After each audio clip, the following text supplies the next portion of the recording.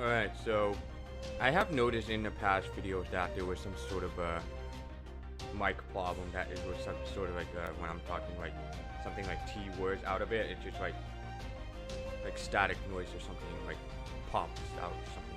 Like I'm using a pop filter right here in front of me right now, and I'm not sure what's going on, so I look it up on YouTube and try to adjust it, and then especially I turn this microphone volume to level 20, and then I adjusted the gain on my mic up way to the half point of it. Yeah, at the half point of the gain of my mic. So the system itself, I turned it down to volume 20. So hopefully, if anything concerns that it was some sort of thing I talk out with some sort of like pop noises, then let me know in those comment sections. But anyway, welcome back for more of this FGO SIN more journey, and we're about to rescue Da Vinci's and my crews in the prison camp. So let's get to it. The Poppy Girl. Oh boy, we got a red hair, the horseman. Ain't gonna that happen.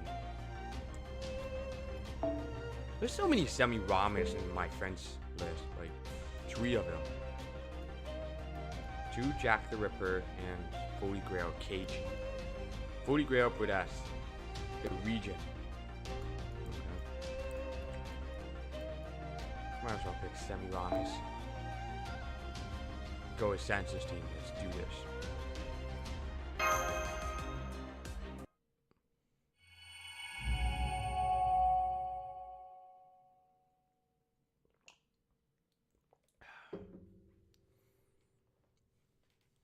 Then it is your belief that the other Chaldeans will next show themselves at the prison. They will do this.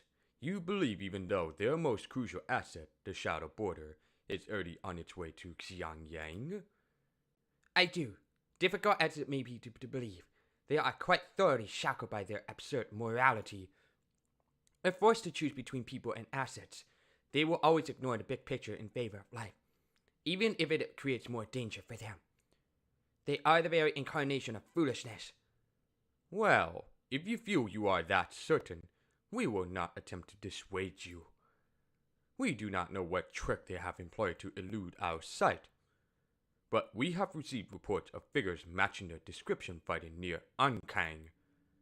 Very well, we will permit you to remain at that facility. You may even command the guards should the need arise. However, Kuaji Zero will not go with you. We are assigning him to guard Xiangyang, as the Shadow Border is our top priority. I understand. Ah, yes. We agreed to call him Xiangyu around you, didn't we? Surely you jest, your Imperial Majesty. Lord Xiangyu has no concern for what he is called whatsoever. If your prediction turns out to be correct, this will be a prime opportunity to restore your honor. See that you claim your revenge. I will, your Imperial Majesty.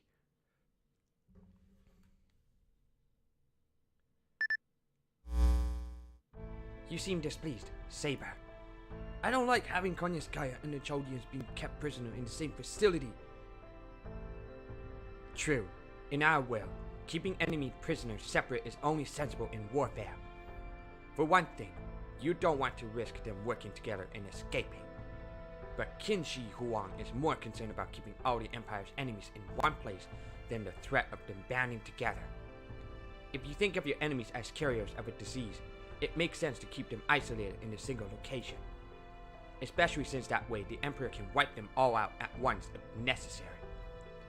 Then, if the prisoners decide to revolt, does that mean the Emperor will drop another star?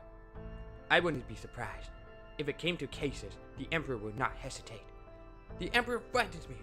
There is something terrifying about the way the Emperor views their subjects, and the manner of Qin Shi Huang's rule now that they are immortal. Master, can I ask you what you think about this Lostbelt's China? About the state of this eternal empire? Who cares about human society? They can all wipe each other out for all I care. They found and destroyed more civilization than I can count, and never once did they learn anything from it. They're just hairless monkeys who decided they were the rulers of this planet after they spread like a plague to cover its surface. I couldn't possibly care less what happens to them. They would be doing the world a favor by dying out. I'm sorry. You used to have your own nation and people to protect, didn't you? Please, pay me no heed. You have every right to be angry. You must think I'm a horrible person. You're an amazing heroic spirit, and I'm just using you to satisfy my own selfish desires. Not at all. Emotions are looked down upon only because they are fleeting and fickle. But your feelings have not wavered one bit, even across time itself. You have conviction, not emotion. And there is no greater honor for a warrior than in fighting for his master's convictions. Saber. As such, I have no regrets whatsoever about wielding my sword as your servant. Thank you, Saber. I don't deserve a 7 like you. Hey, Destroyer, how you doing? Halfway there on the SIN.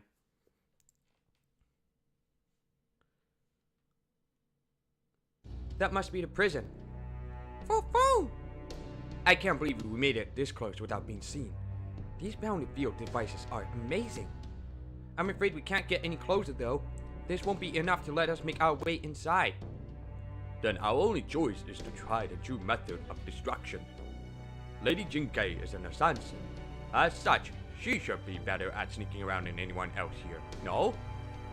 And I am a master of bringing a ruckus. Yeehaw! You are quite the strategist. You came up with a plan before our master even had a chance to fret.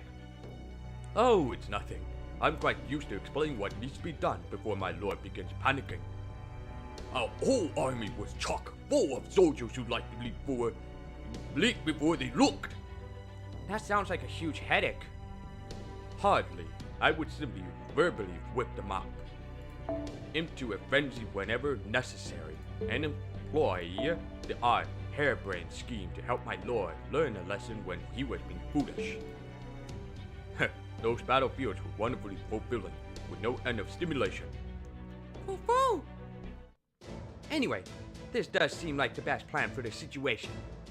If so, perhaps Mash and Red, Lou, whoever it is walking Storm of Destruction makes a big enough commotion at the front gate.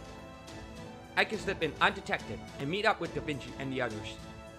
It'd be great if I could capture Konniskaya too, but that'll depend on how much time you're able to buy me. Leave it to me. I'll show you the power of a steed who can run 1,000 lives without breaking a sweat. Lord Redhair Lubu, I trust this goes without saying, but just to be sure, don't run too far. If I think you are getting too far away, I won't hesitate to take a shot at you. Is that clear? Nihei! Nihei! So you'll let me know if I feel too close to leaving the strategic zone? That sounds great! At any rate, I'm all set for combat. Let's do this.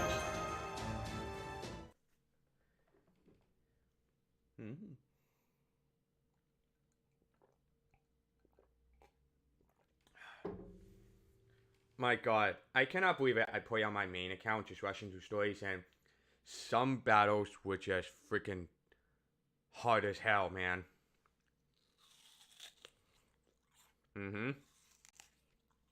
Got to take it out of the monthly shop. I didn't get that freaking, a Stolpo Saber on a Chinese account. No luck. 授けてやろう。そら飲むがいい。庭園11の国家起動。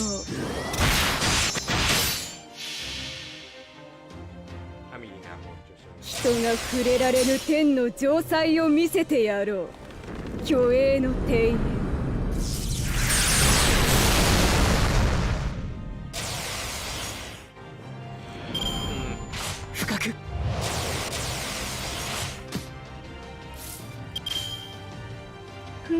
ああ承知飛べスラッシュ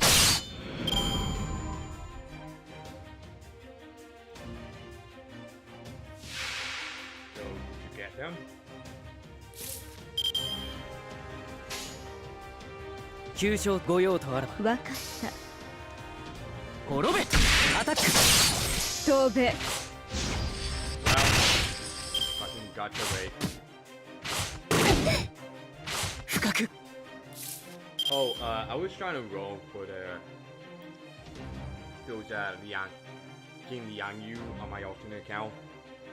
Fucking I got spooked for that berserker, and I thought I was gonna get like a new berserker for Jiang Yu, the berserker horseman, but then I ended up getting spooked by Frankenstein. 今後試験員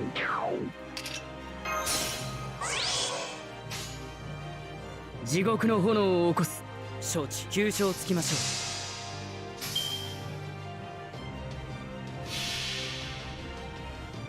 うすなわちここは阿鼻教官大延暦地獄モータルカオスブリゲード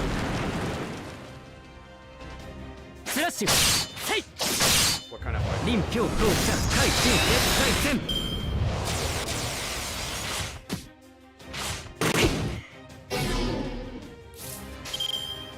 わかった急所はっああ了解はっ三一せよこれにてしまいにございまする I mean, Fran is pretty good, but it's just like after her MP, she gets stunned herself for one turn. I mean, she does have to do quite a various upgrades for their MP and the second skill. Unless if Nightingale was able to give her so that she would be prevented from getting stunned herself. Like debuff immunity. Okay, there's still more.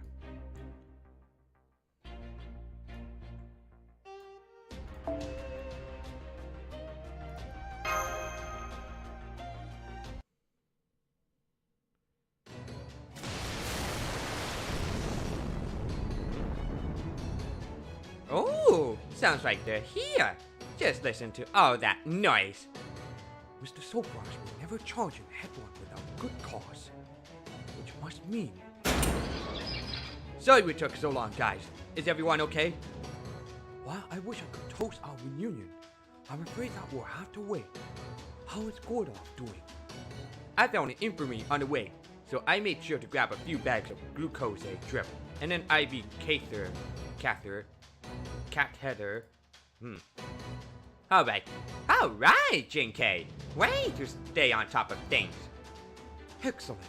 And I believe now is the time for us to strike back ourselves. We can't put everything on Mr. Soapwash's shoulders after all.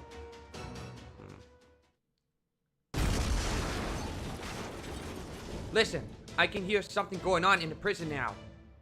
It seems Jinkai has successfully run the fast with the others. They must have wasted no time setting up explosives. I can hear some lovely explosions taking place even as we speak. Yeah, now that's what I'm talking about. I can feel my warrior's blood dancing in excitement. Woo woo! Come on, Master. We can't be left behind. Let's keep pounding that front gate.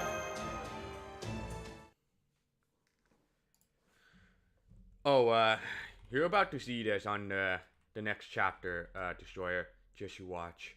It's gonna be annoying.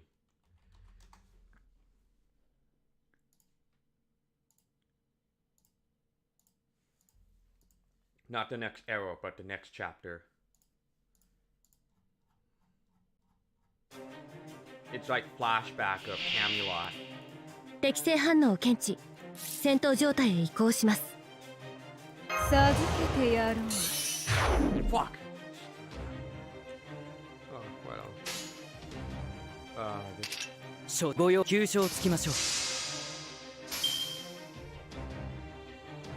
ラッシュヘイアタック臨氷降下海中絶対戦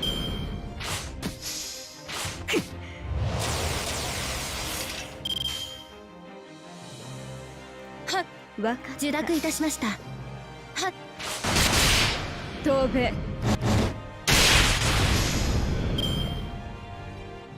Yep. It's gonna suck.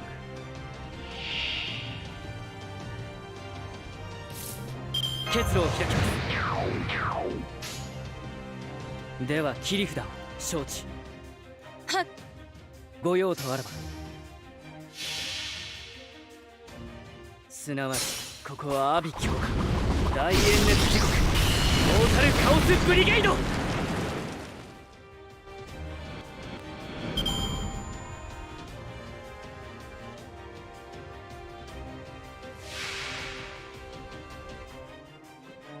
Yeah, especially I was playing on that Chinese account. It was just like, oh my god, this is way worse than Camelot. 飲むがいい。授けてやる。Oh, right. 飛び方は地の調整。11の国家。わかっ。了解。人が触れられぬ天の城塞を見せてやろう。虚栄の庭園。ハンギング・ガーデンズ・オブ・バビロン。落ちよ。ぜ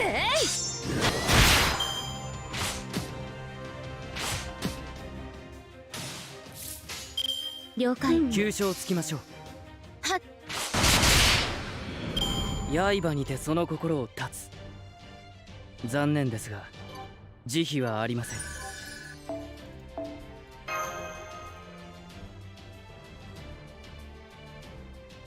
Alright, here we go.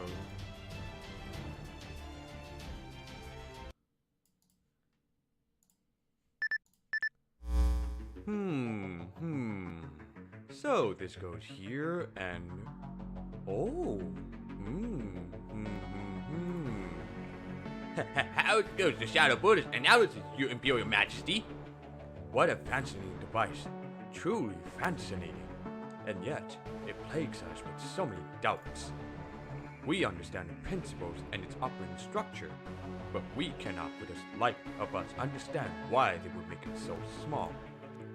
Our engineering could produce something of equal capability, but it would be a gargantuan vessel. We can only wonder as to why they would devote so much effort to making it so very compact. The electronics alone are positively maddening.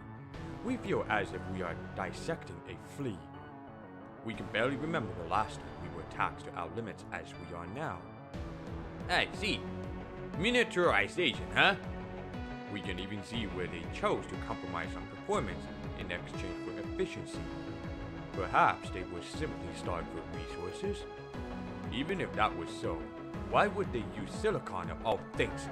What is wrong with vacuum tubes? What is it, Han Xing? Well, you just got me thinking. If these people can make electronic devices that small, maybe that means they could also build communications devices small enough that they could secret away on a person too. I'll arrange for more guards to be dispatched to the uncanny prison right now. Do not bother. It is already too late. We just received word that hostilities are already underway. Just what sort of world do these people come from? Can you imagine it? Ordinary people talking amongst themselves across vast distances without relying on us or asking our permission? This could spread Confucianism like wildfire. We would not be able to stomp it out at its source. They truly do bring disaster wherever they go. We must wipe them out immediately. They are like an airborne disease. We cannot let them bring further taint to the Empire. Alright. Next one.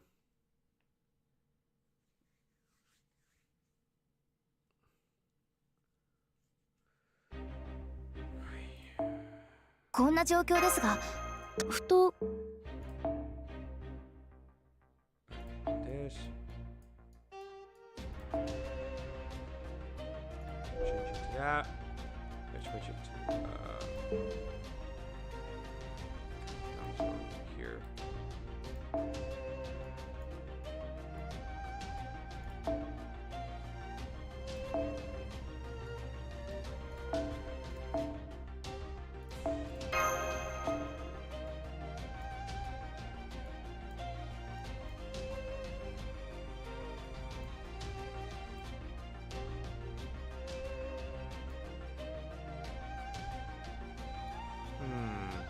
Oh, maybe this one.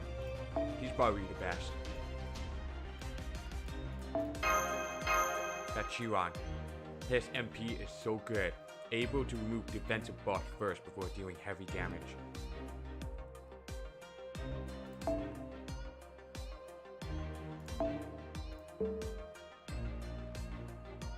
Okay, here we go.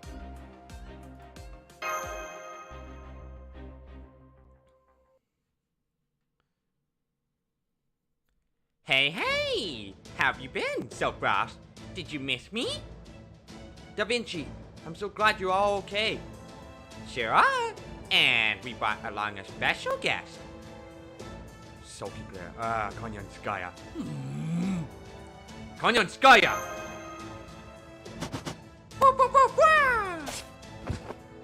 Easy, Bo. Please calm down. Well, as humiliating as this may be, I have to admit that I really can't stick around here. So I suppose I have no choice but to cooperate. Naturally, I have a promise to provide an antidote in exchange for our help. I trust you will fulfill your end of the bargain, Konyaskaya. What's done is done.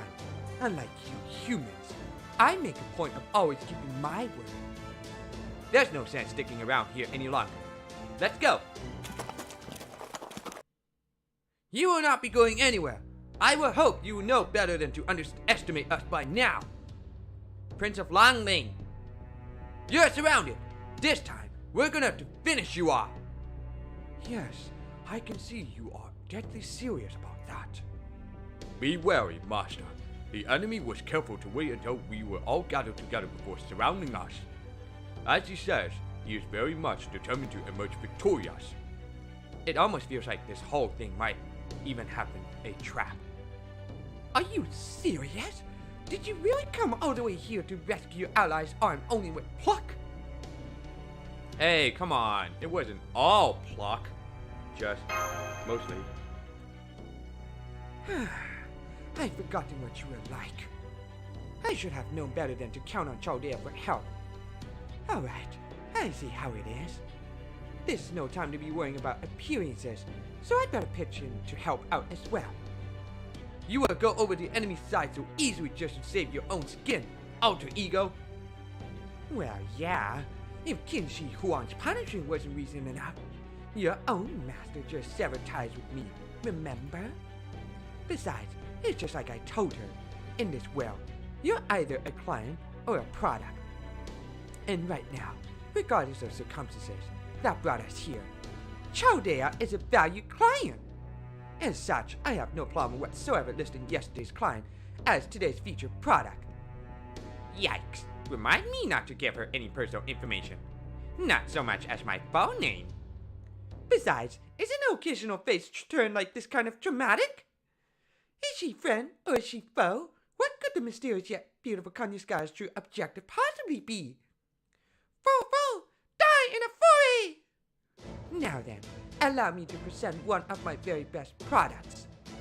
A walking disaster from a very different path than proper human history. This rare breed is imported directly from a world of snow and undying fire. Introducing one of 9 Fox Foundation's latest and greatest, a Jotun straight from the land of frost giants. No way. Well now, so she can summon familiars so large and powerful merely by tearing off a bit of her hair and blowing on it. What the? A giant? How the hell did a giant get here? Alright, Chaldea. Go ahead and let him handle the little guys while you focus on the servant. Prince of Longling would usually be quite a formidable foe, but luckily for you, his sorry excuse for a master should make him considerably easier to defeat. Silence, Foxwoman! You know nothing about her!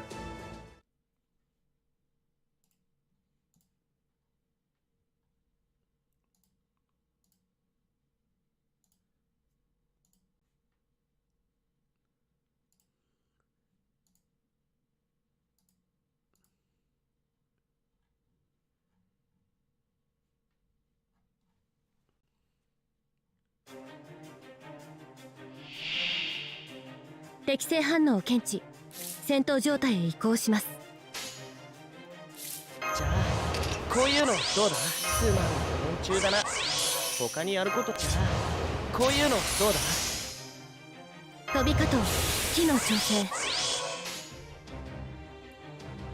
よし。新名解放スタンバイ。無駄だ。これはど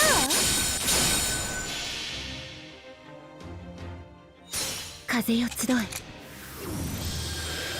イビルウィンドデスストーム。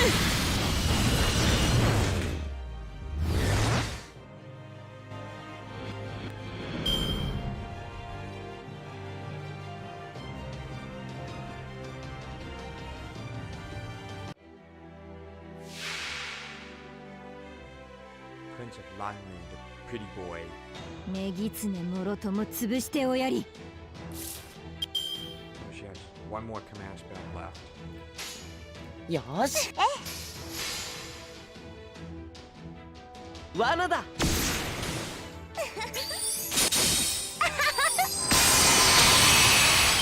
はいよ。はいよ。はいよ。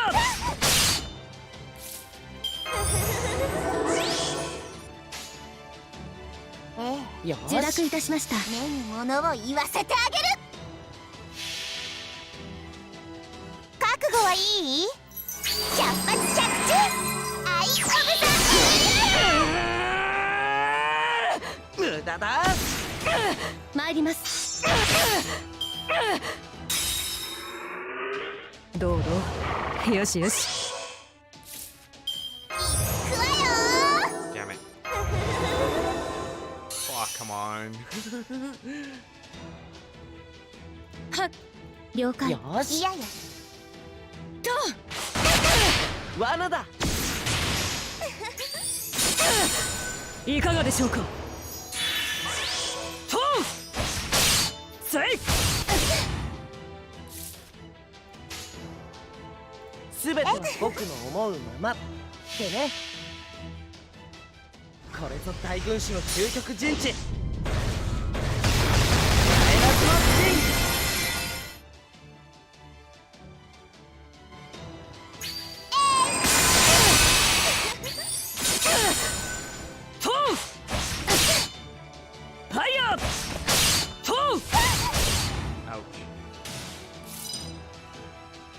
つまんない連中だな。他にやることないの？しんAh, that Uriel, so cheap. 覚悟はいい？ Anti-mail. 百発百中アイオブザ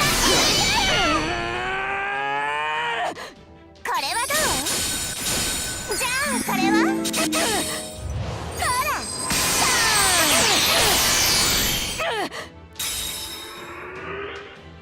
調子に乗らないで。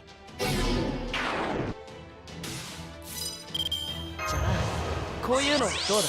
つまんない連中だな。他にやることないの？フェーズ2。飛び方を機能調整。フェーズ2。受諾いたしました。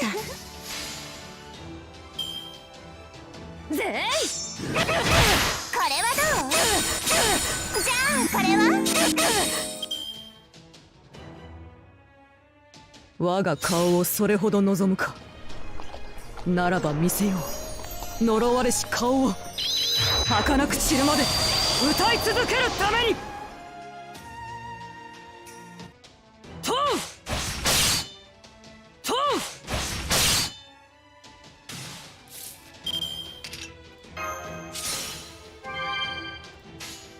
行くぞ。ああ行くぞ。罠だ。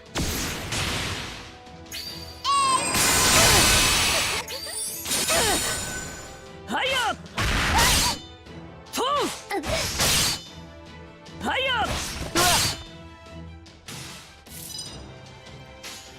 よ。よし。あ受諾いたしま了解。よし。参ります。罠だ。トンせい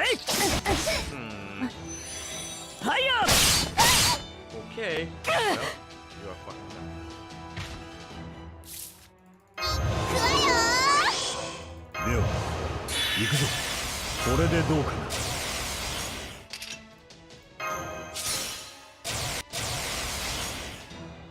心臓いいでしょ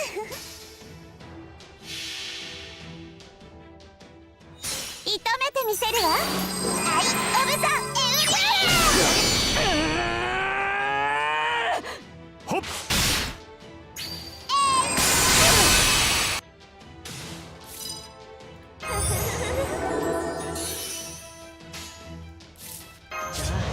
こういうのどうだ？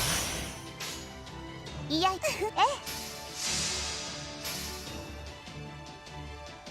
これはどう？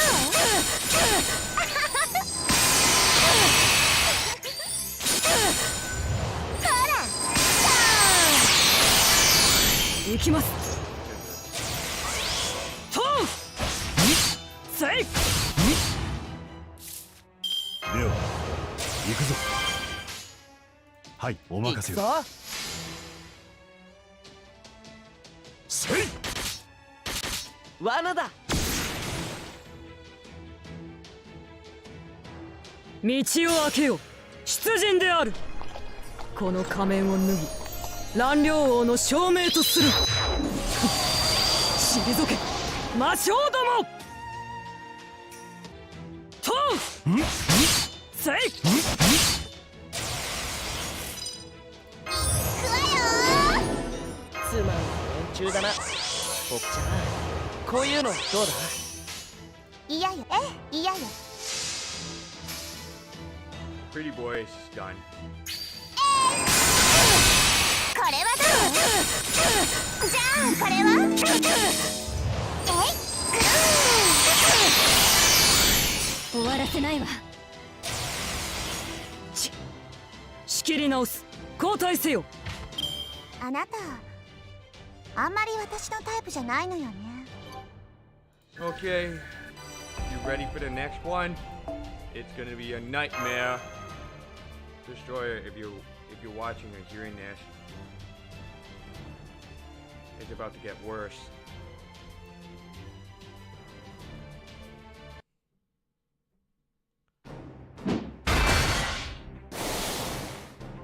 Akuda keeps using command spells like there's no tomorrow.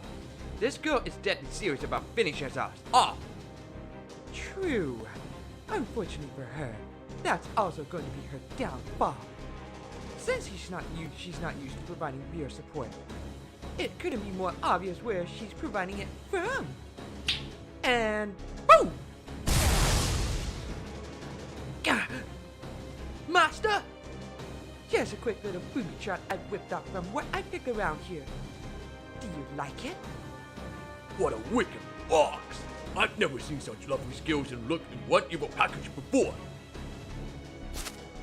Curse you, fox woman!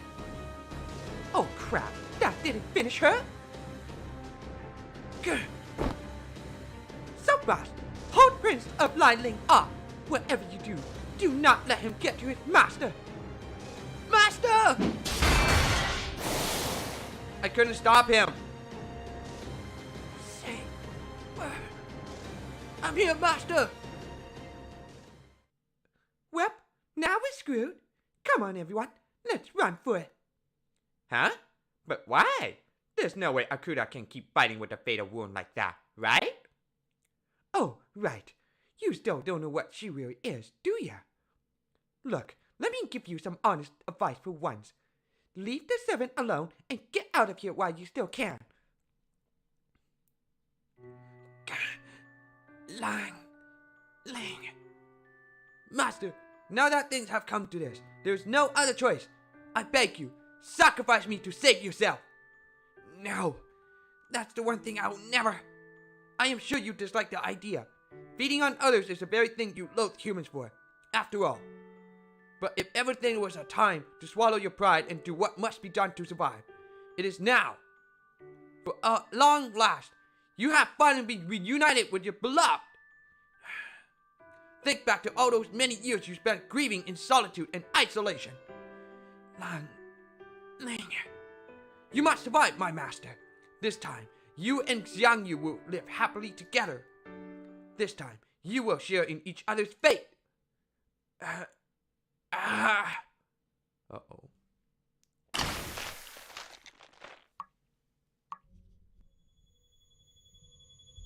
Hmm?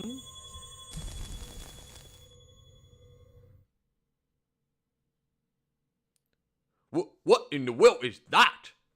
Did she just eat her servant? Light absorption, magical energy metabolization. No way! She couldn't possibly pull that off unless she was a blood-sucking kin or something. No, wait. Even if she was, this is a servant she's eating. To swallow an entire heroic spirit class spirit core, she'd have to be a true ancestor or... Wait, does this mean Akuta Hinako is actually? Are you sure you want to go this way? All I ask, Master, is that you answer one last question. You must have come to know thousands, if not millions, of great heroes over the course of eternity. So out of all those many heroes, why did you choose to summon this lowly Gao Changgong as your servant? You once had the courage to speak to me without fear. Even all these years later, that memory still warms my heart. I could ask of no greater honor. Thank you, my master. You may Ren. You may Ren? Did he just say you may Ren? Oh, come on. Is that really a surprise at this point? It's not as though she's being shy about showing her affection for Xiangyu. A detective your supposed caliber should have seen her for who she really is a long time ago. But then again, considering how much trouble you lot have with heroic spirits and race shifting and whatnot, I suppose the idea a genuine article who's been alive for nearly 2,000 years was hiding under your noses all that time must have been unthinkable. Not even other cryptos had any idea. The only ones who knew the truth were myself and... It must be difficult for you to understand. For you, eternal youth and beauty are nothing more than a curse. I only wish I could convey to you how comforting it is for those of us doomed to rot and fade away. To know there is someone out there whose beauty will remain pristine forever.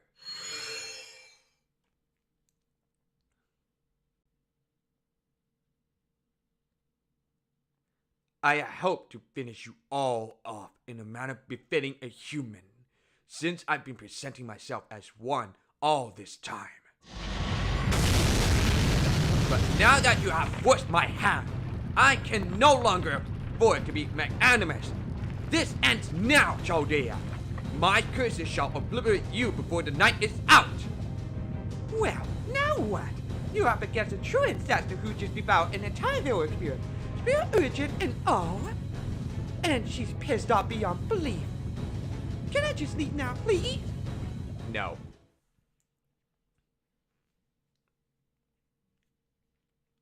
I know, man.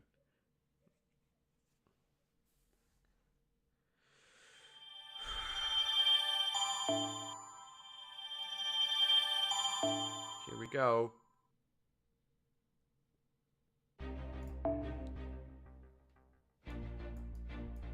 Let's see.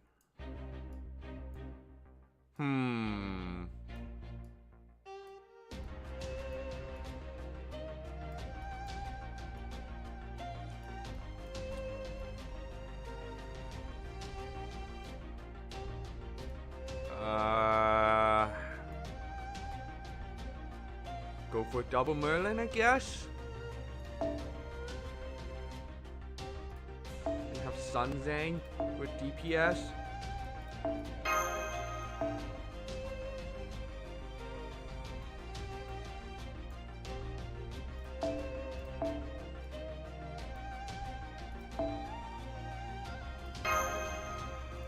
And then another DPS as well.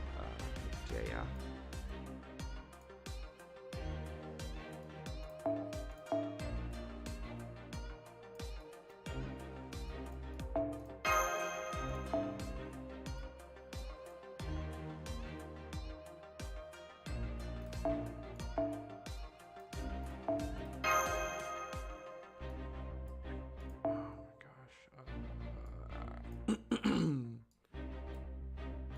Oh, Cersei. I forgot about you.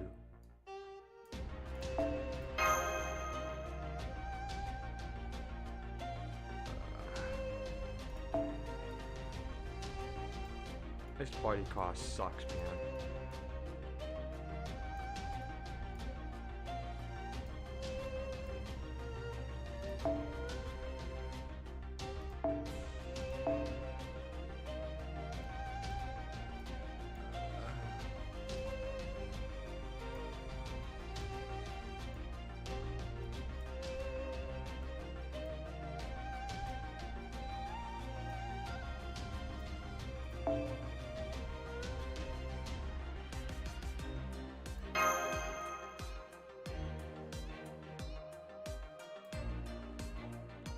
Because Cersei is able to have a team debuff cleanse.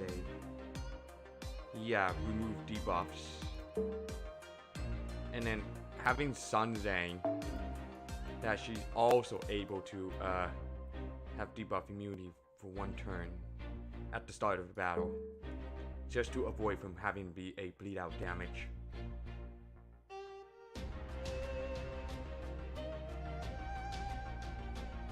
So I guess I can try.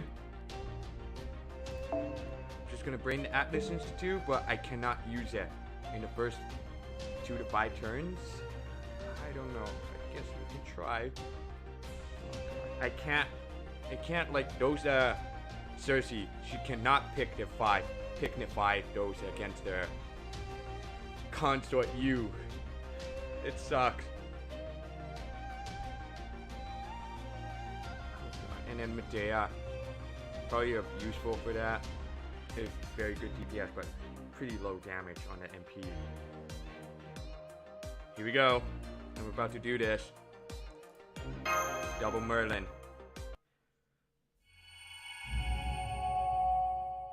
Travelers of the Century. What, there's no dialogue? Okay, that's fine. Okay.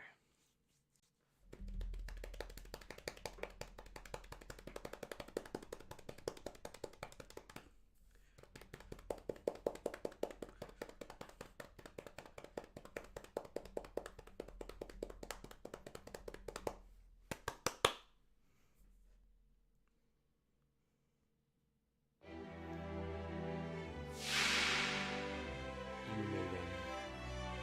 慌てない慌てない呪文噛むからね。いくわよ本気出しちゃうんだから。この辺りいじった方がいいんじゃないか。なに何事もやればできるさ。君の道行きを信じよう。お任せ夢のように形をお任せ夢のように形みほとけパ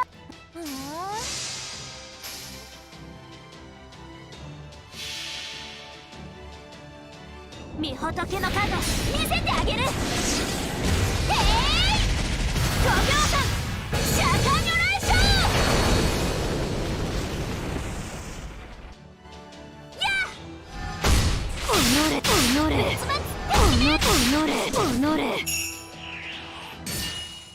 もう楽になれば。ほら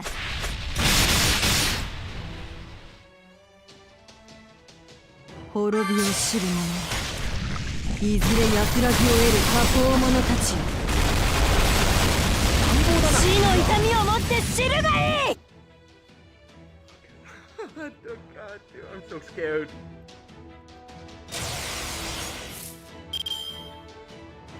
この辺りいじった方がいいんじゃないか。お望みのままに。 I'm literally scaring myself. そうだ。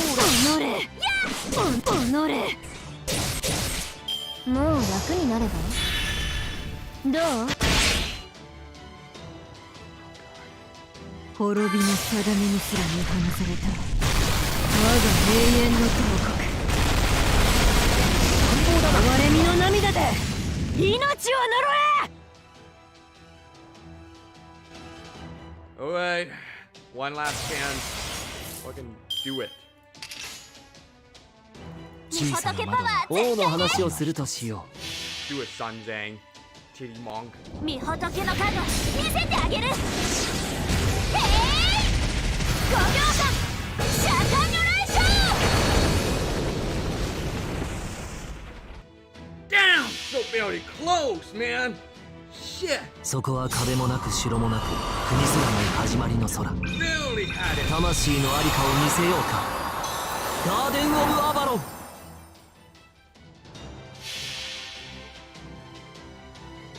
星の宇宙に物見の見て楽園の端から君に聞かせよう。罪なき者のに通るのにガーデン・オブ・アバロン。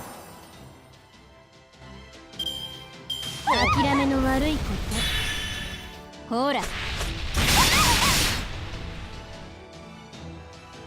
滅びの定めにすら見放された我が永遠の頭国。哀れみの涙で命を呪え。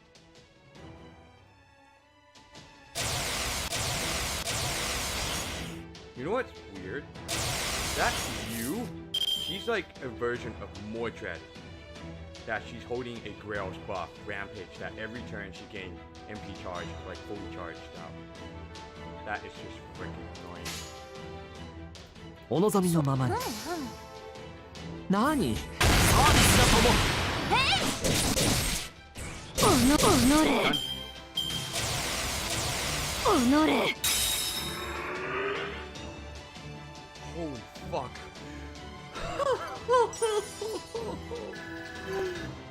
Oh my god. Thank god that's Sun Zhang. A very good DPS caster. And having like double Merlin is the possibly best strategic setup. Oh, ho, ho, ho, ho. This gives me a flashback of that Camelot.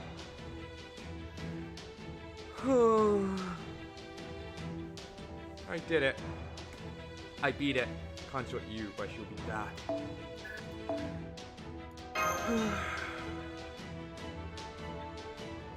Holy shit.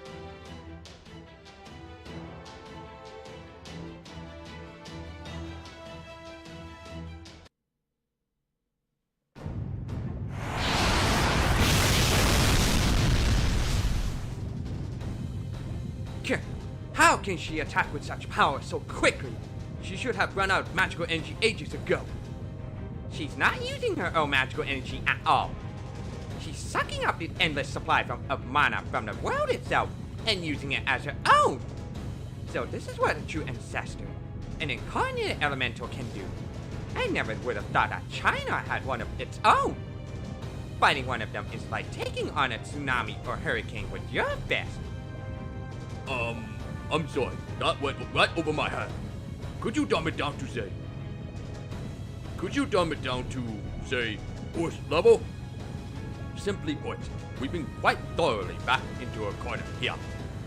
Huh? That's bad, right? Oh yes, if we're all going to die anyway, might I suggest you blow yourself up so everyone except me can truly go with that bang? Will you two just shut up already? I don't think I can keep this up any longer, Master. Enough playing around, Akuda. No, now that you have revealed your true form, we suppose we should no longer call you by your alias. But then, you have never given us any other name. What should we call you now? You will call my wrath my curses, merely playing around, oh worthy king! What else would you call this? Did you endure eternity merely so you could curse these people to death? Undying one, true one, we have too much respect for you to see you lose your way like this. Return here before you go any further. Recall the pledge you still have yet to keep, and do what must be done first.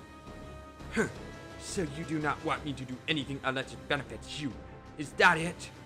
We are telling you to remember what it is you came here to do! just what is the nature of the relationship between these two. A pledge? Does that mean she made some other deal with Qin Shi Huang I didn't know about? Those of us who endure internally should not be so swept up in fleeting emotions. You must not forget what it is you truly seek, how close you are to having it in your grasp, and what you must yet do. All right, I understand. I shall follow your advice for now.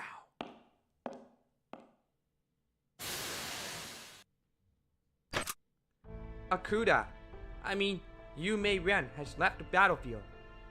Phew, I'm exhausted. This stuff can be such a pain.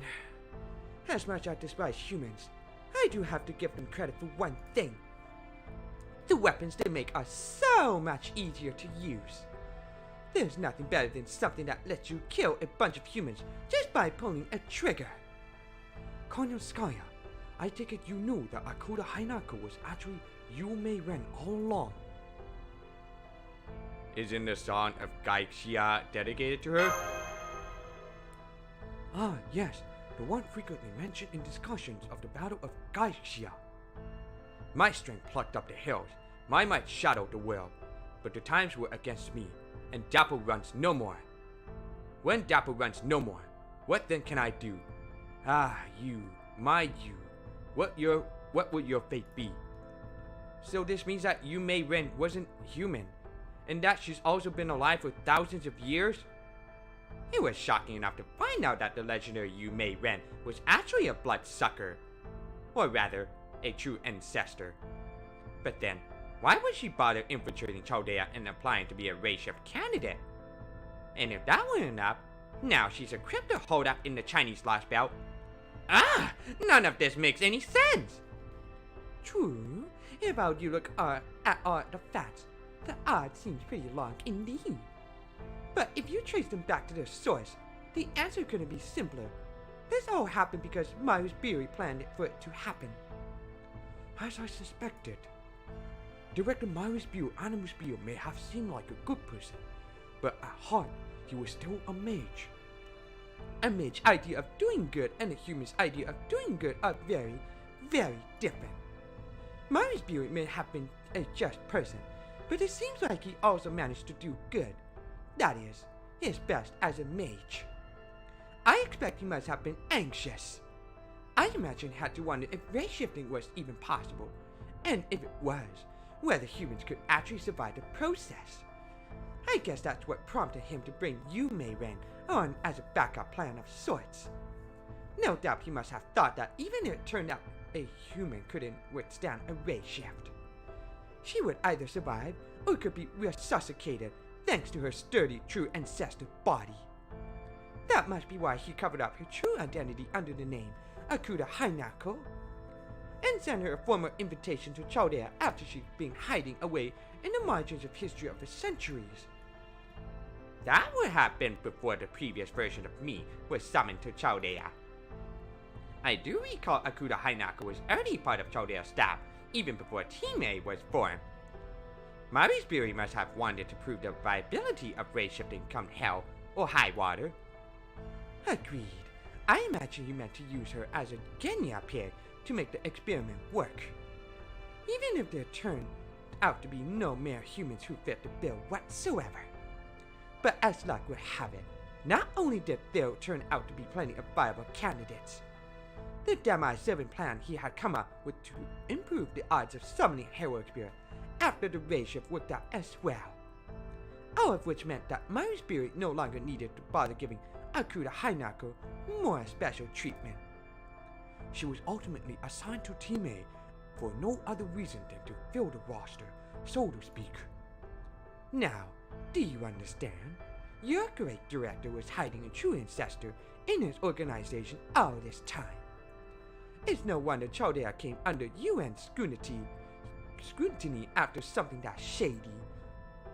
The fact that none of the surviving staff had any idea is just the ultra-ironic icing on the cake. Still, I'm surprised Yu Mei Ren agreed to all that, being a true ancestor and all. Oh, that's the part you find strange? Huh? Well, I don't suppose anyone would have lifespan could ever really understand the psychology of a truly eternal being. So, I have to give Murray's Beery credit for being able to figure out what it was she wanted. It could have been easy for him to convince her, since she really hates humans. At the very least, I'm sure he never offered anything as cheesy as a mink coat. I'm not sure what to make of all this, since I really didn't know Murray's Beery all that well. I'm sure Romani knew him well enough that he could weigh in with something useful, but... Never mind all that now. Agreed.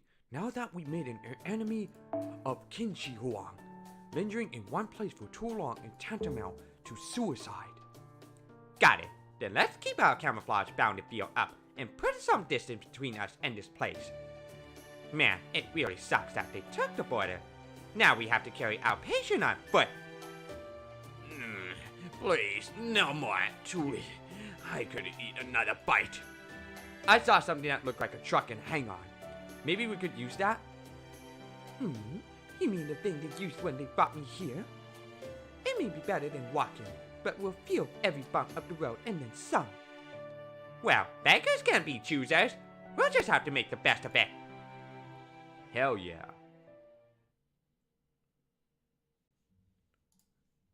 Long, long ago, this was a beautiful place. Even today, I still remember the time when there was nothing in the sky but wind, and nothing on the ground but plants. This was in ages past, long before anyone even thought to lay claim to this planet. Before I was separated from the world, before I even had form of my own. But my memories of what came after are all fear, animosity, and a perverse kind of envy. You and I both look the same, which is why I don't understand. Why do you hate me so much? Why do you despise me so? You would attack me so viciously, all because I cannot die? I never asked for eternal life. I would have welcomed death. I would have liked nothing more than to fall into oblivion alongside my beloved.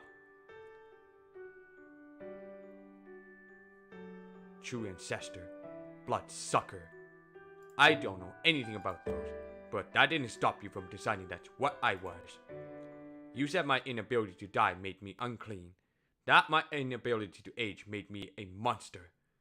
None of you listened to what I had to say. Once you decided I was a monster, you just kept treating me like one. I understand you hate humans. I know you want nothing to do with us. But no matter how much you may wish it were otherwise, humans will never truly leave you alone. Once they learn you exist, executors will come from far and wide to hunt you down. I cannot do anything to change that fact. As such, I cannot apologize on behalf of humanity. All I can do is give you an outlet for your resentment, to keep my head bowed, no matter what manner of abuse you heap upon it. It is with that in mind that I would like to make you a proposal, even if you think me shameless for doing so. If you wish to obtain peace and quiet, your only choice is to move yourself somewhere outside the bounds of human activity. Mankind has grown far too numerous. Indeed, this last century must have been a nightmare for you. They excavate mountains, chop down forests, and greedily expand their territory with no end in sight. You must have already realized that at this rate, there will no longer be any safe place left for you to hide. So, speaking as one partially responsible for this state of affairs, I would like to offer you a deal. There is a small, isolated community of mages in one of the most remote areas of this world. Its residents are well aware that prying into the other community members' lives is taboo.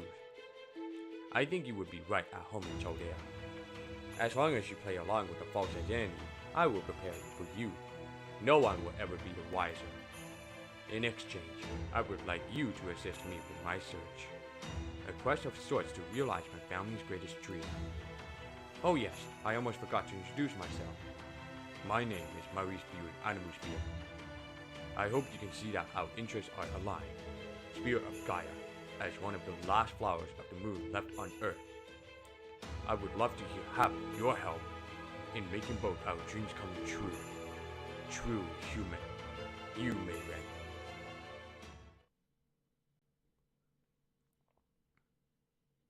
I knew he was lying.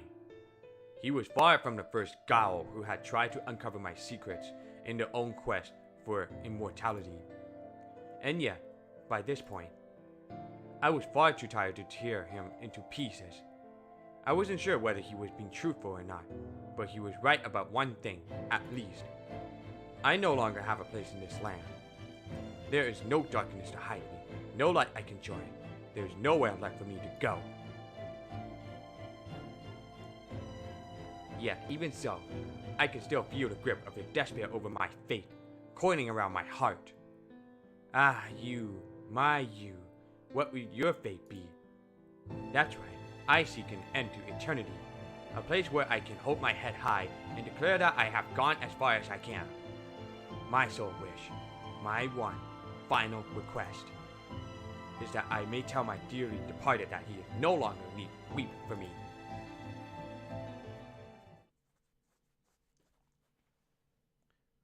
Awaken, fairy. The time has come to return to reality.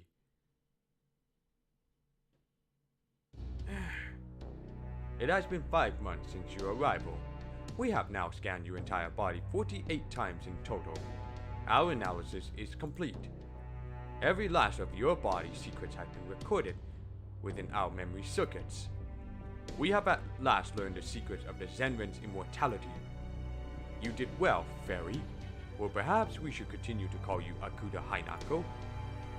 You may call me whatever you wish, your Imperial Majesty. You may have anything you like as a reward. Or is he alone still enough, as you initially requested? He is. I desire nothing else. Then, per the terms of our agreement, we hereby bequeath custody of Kuaichi Zero to you. You have served us faithfully for centuries, our very first mechanical retainer. Congratulations on your retirement. Thank you, Your Imperial Majesty. It is with a heavy heart that I take your leave for the last time. Xiang Yu, We do not know what sort of name our mechanical retainer may have made for himself in your history. But was the Xiang Yu person worth of being entrusted with your mystics, Zenren? I could have asked much the same of you, your Imperial Majesty. Why would you need to study me now, when you have long possessed the Fusang tree itself? True, we did learn the mystics of life through our obtainment of the Fusang tree. But we never came across a single sage or fairy in all the time we spent exploring their lands. You are the first genuine fairy we have ever laid eyes on, Akuda Hainako. I see. At any rate, this fulfills the final part of our contract. Tell us, what will you do now? If possible, I would like to stay in a remote part of your land and live out my days in peace. How modest of you. But, will Chaldea let you do that? The Chaldeans have already incurred your wrath. There is no need to dirty my hands further. It is only a matter of time now before one of your valiant mountain lion warriors presents you with their heads. Ah, yes, we see. You do not want Xiang Yu to see you getting robbed, so to speak. Very well. We prefer this mild-mannered act to the true colors you display at Ankang anyway. However, there's one thing we must ask you before you leave our service. Is this world going to perish? At this point, I can no longer tell which will emerge triumphant. The will of this world is to survive, or the will that would see this world destroyed. All I can truthfully say is that I couldn't possibly care less. A good answer. We know now that if nothing else, you will never oppose us. Now then, if you excuse me... Are you sure about this, Your Imperial Majesty? I believe she still knows more about the monster that have invaded us than she is letting on. Yes, we are sure she does. I was shaking when she said she did not care if this world lived or died, despite saying she would stay. She is Zenren, a true human, the only one in this world who is on par with our royal personage. Had she voiced her intent to do something along the lines of protecting the whale, then our wrath would have been swift and merciless. That would indicate her desire to fight us for this whale. After all, this time we've been protecting it. But that is not what she said. Indeed, she showed she has no attachment to this whale whatsoever. In consequence, she can coexist with us as we rule. For there can only be one human who controls the world in its entirety. Indeed, your Imperial Majesty, it is just as you say. Having two or more humans exist inevitably leads to quarreling, so this cannot be permitted. As this world's only human, we shall guide the common people with our love. All they need concern themselves with is tending their land, filling their bellies, sleeping, and reproducing. What could be more peaceful? Okay, that's the best. Never mind, my shoe's better. Well, who is your waifu, Miguel? Who is your true waifu?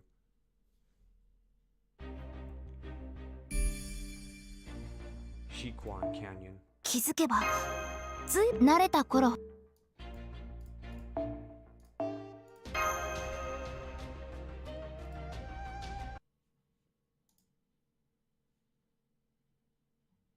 Alright, let me check it out on that. Spoilers quest.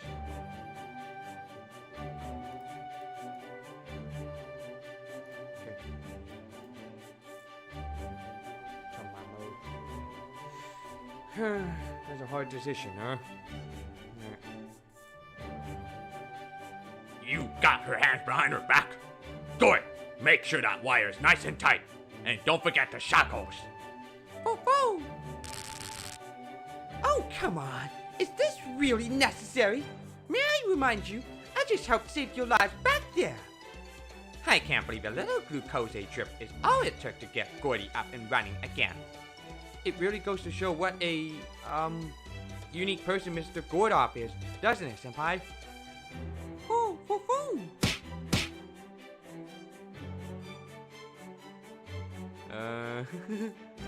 Foes, we're going to town on Kanyanskaya's head.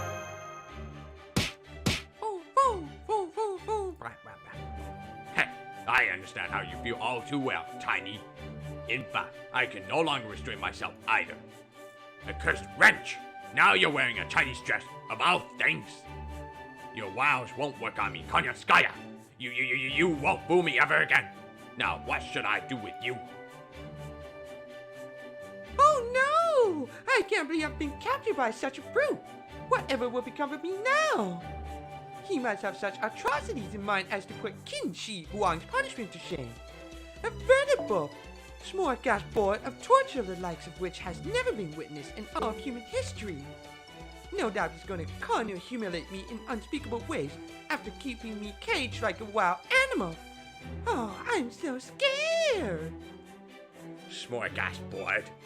Can we humiliate? What? I mean, yes, I'm ruthless, but I'd never go that far. Alright, that's enough of that.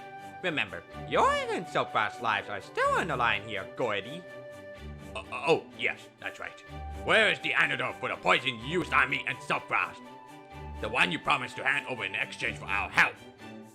I'll even spare you the shackles. Go on then. Produce the antidote from that bountiful bosom of yours.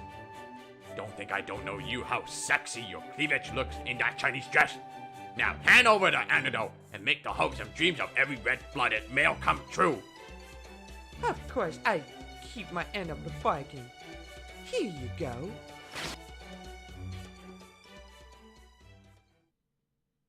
Just one bottle? That's it? That's right. A single dose is all I have. And do be warned, sharing it between you will just make it useless. What are you trying to pull? Oh, Foot, come on now. Think about it. Would I really go to the trouble of preparing an antidote when the whole point of the poison was to kill my target? I just brought along a single dose for insurance, in case I ended up taking the poison myself by mistake. That's the one and only contingency I'm prepared for. And now, as I promised, I've handed over that single dose of contingency antidote to all of you. Whatever happens next is out of my hand. I wonder, which one will get to take it? His Excellency the Great Gorda, or Chaldea's one and only master? And just so you know, Silkbrass, you don't have much time left either. You might not be feeling too bad thanks to master protection, but make no mistake, the poison is doing its job. Xiang Shuai Ming Mai drives you out from the inside. You only have a few days left to live, at best. I have a feeling that might be the case.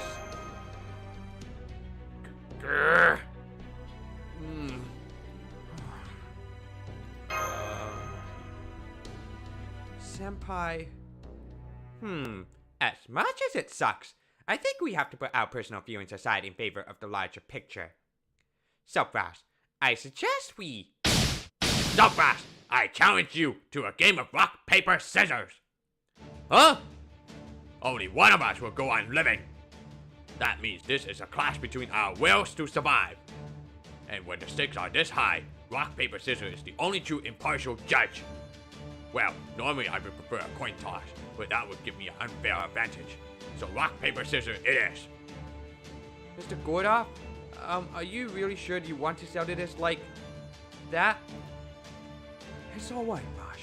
If they are content to make a decision this way, it is not our place to interfere. Just you, me, and whatever hand we choose to play. A fair fight if ever there was one. What do you say, young man? So, this is our personal judgment day, huh?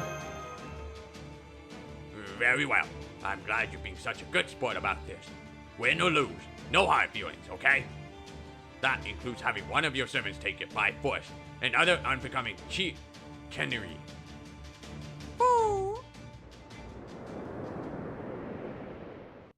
Alright, let's do this! Rock, paper... I'm going to use scissors. Are you mad? You're supposed to use paper here! I said I would use rock, so I was sure you would use paper in response. All I had to do then was use scissors, and it would all be over. Can't you see that? Gordy, that's not really the issue here. Also, Silkbrass, I think we need to have a little talk later. Were you trying to lose on purpose? Whether he was or not, Mr. Gorda made the challenge for this particular duel. Tell us, Mr. Gorda, what were you thinking when you used scissors after declaring you would use rock? What was I thinking? I was thinking I'd do whatever it takes to survive. That's what I was thinking. Go ahead and call me whatever you want. Smart, wise, dependable. I'll take any criticism you throw at me. But I don't want to die! Good grief. Hey, Silkbrass. It's been a good show and all, but I think it's time we got this over with, don't you? Yup, go for it. What? Hey, what's the meaning of this full Nelson, Jinkei? Okay, Gordy. Open wide.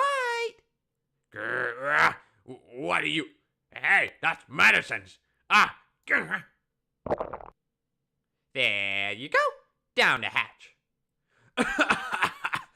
Are you nuts? Why did you make me swallow it? That was the only antidote we had. Now what are you going to do? Well, I just couldn't just let you die. After all, I wouldn't even be here now if not for you. That's right, you only survived because Director Gordov ate half of that cake. If you had eaten the whole thing, you would have died on the spot. The director never said a word about that, so... Indeed, whatever the circumstances may have been, the end result is that Gordov saved Silkbrass' life. And despite being well aware of that, he has not so much as mentioned it all this time. No doubt he decided it would be unfair to hold that over Mr. Silkbrass' head, given how he was about to head off into battle. Well, I don't know if I'd put it quite that way.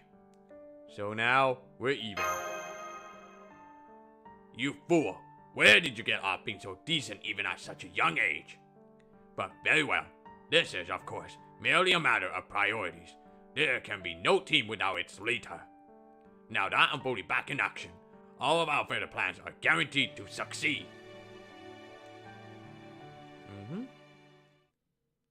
What a joke. How utterly revolting. Maybe I'll just gobble you up from the head down. Oh, it seems we have a lady here who can't quite contain her murderous rage. Who? Me? Why, don't be silly. This has all been a hugely entertaining farce. There's nothing quite like humans, is there? I'm so touched I feel as though my heart might just burst. For fun. I'm afraid you have grossly underestimated us if you thought this little performance of yours would hide the truth. That medicine you handed over is not the only means of neutralizing the poison, is it? Oh, and on what are you basing that so hopeful assertion, might I ask? That you chose to come to this particular Lostbelt in the first place. You made sure to wait until the time was right before you went about poisoning Mr. Soapfrost. Were you poison truly incurable, you would only need to flee once the deed was done. As long as you have managed to cover your tracks, you could escape without leaving a trace. And yet, by the time we had arrived in this Lostbelt, you were already here. Now, why would you do something so foolish? The answer is simple. Because there's something in this Lostbelt you needed to keep away from us. And what else could that be but a way to cure the poison you used? I can't stand men who have nothing more to offer than their minds. I imagine you must have heard that from Irene Adler a lot too, didn't you? I'll thank you not to draw a comparison between her and an agent of pure evil such as yourself. Whoa! Now then, as we can be sure that Miss Kanyaskaya's purpose in coming here was to protect it, we must simply ask ourselves what this cure might be. It would have to be something already lost in proper human history, as well as something unattainable in other Lostbelt, which leaves... Aha! The Fusang tree! Quite so. Though there are many things unique to this Lostbelt, the Fusang tree is the only thing I can think of that would be impossible to obtain elsewhere. As the key to the Sage World's mystics, we know that it has no end of biochemical applications, as Qin Shi Huang has so aptly demonstrated. I see no other magecraft system that could possibly be used to refine such a strange and complex poison. Well, I suppose there's no point in playing dumb any longer. Yes, you're right. That poison was derived from the Fusang tree.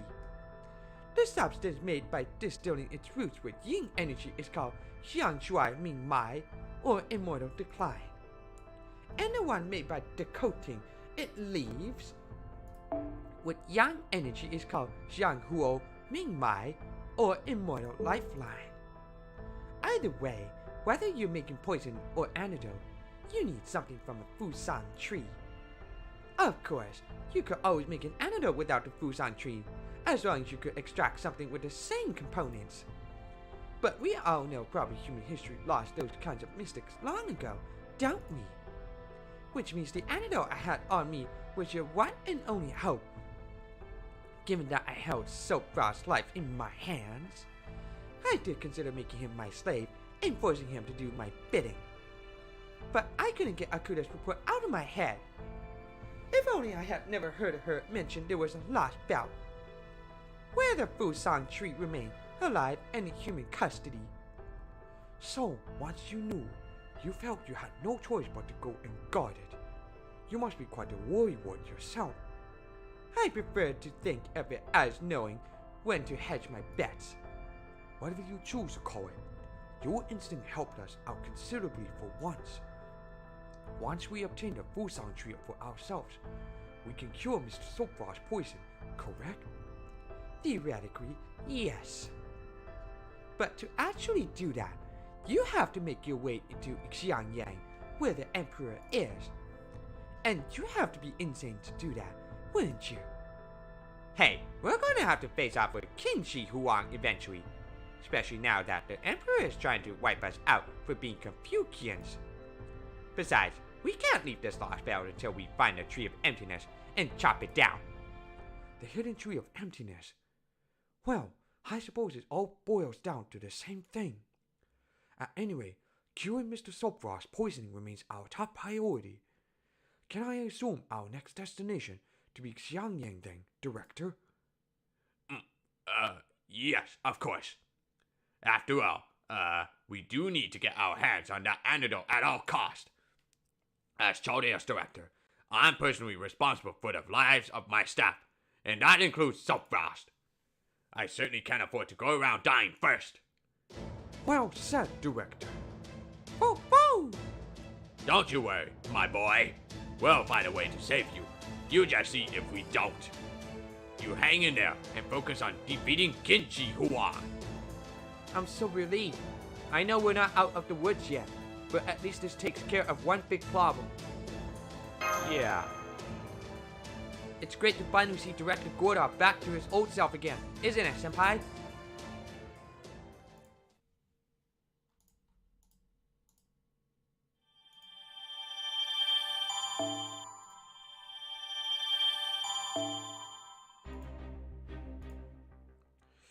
Portrait of a Timmy King.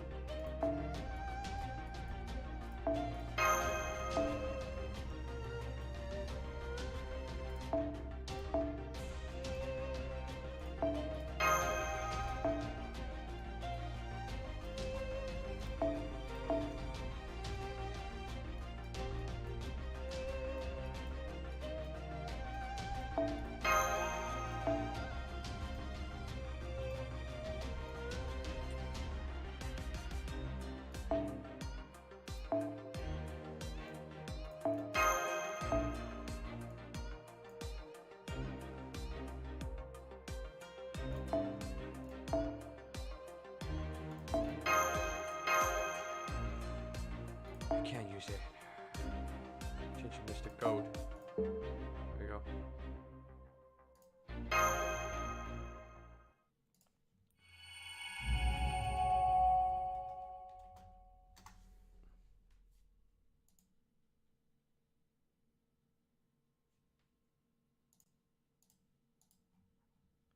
He was bewildered. It had been over 2,000 years since his activation. He had devoted every one of his being to fulfilling the duties given him. Some of these duties may have been difficult, even dangerous, but he always had purpose. There was never any doubt about why he was made or what he was meant to do. But now, this sage woman who claimed to have come from another world with a different history was...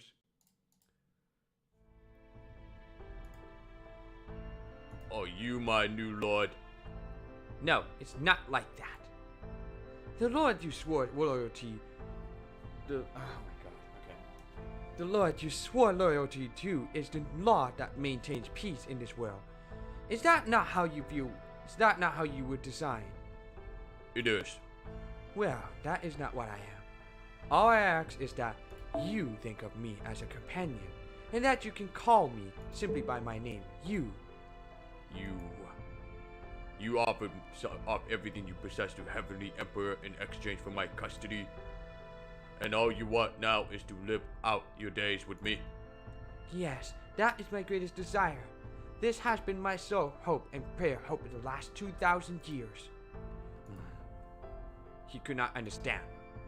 What could this immortal Zenren who claimed to have borne witness to a different world possibly want from the being she called Xiangyu? Without further information or context, he could only stand by in bewilderment.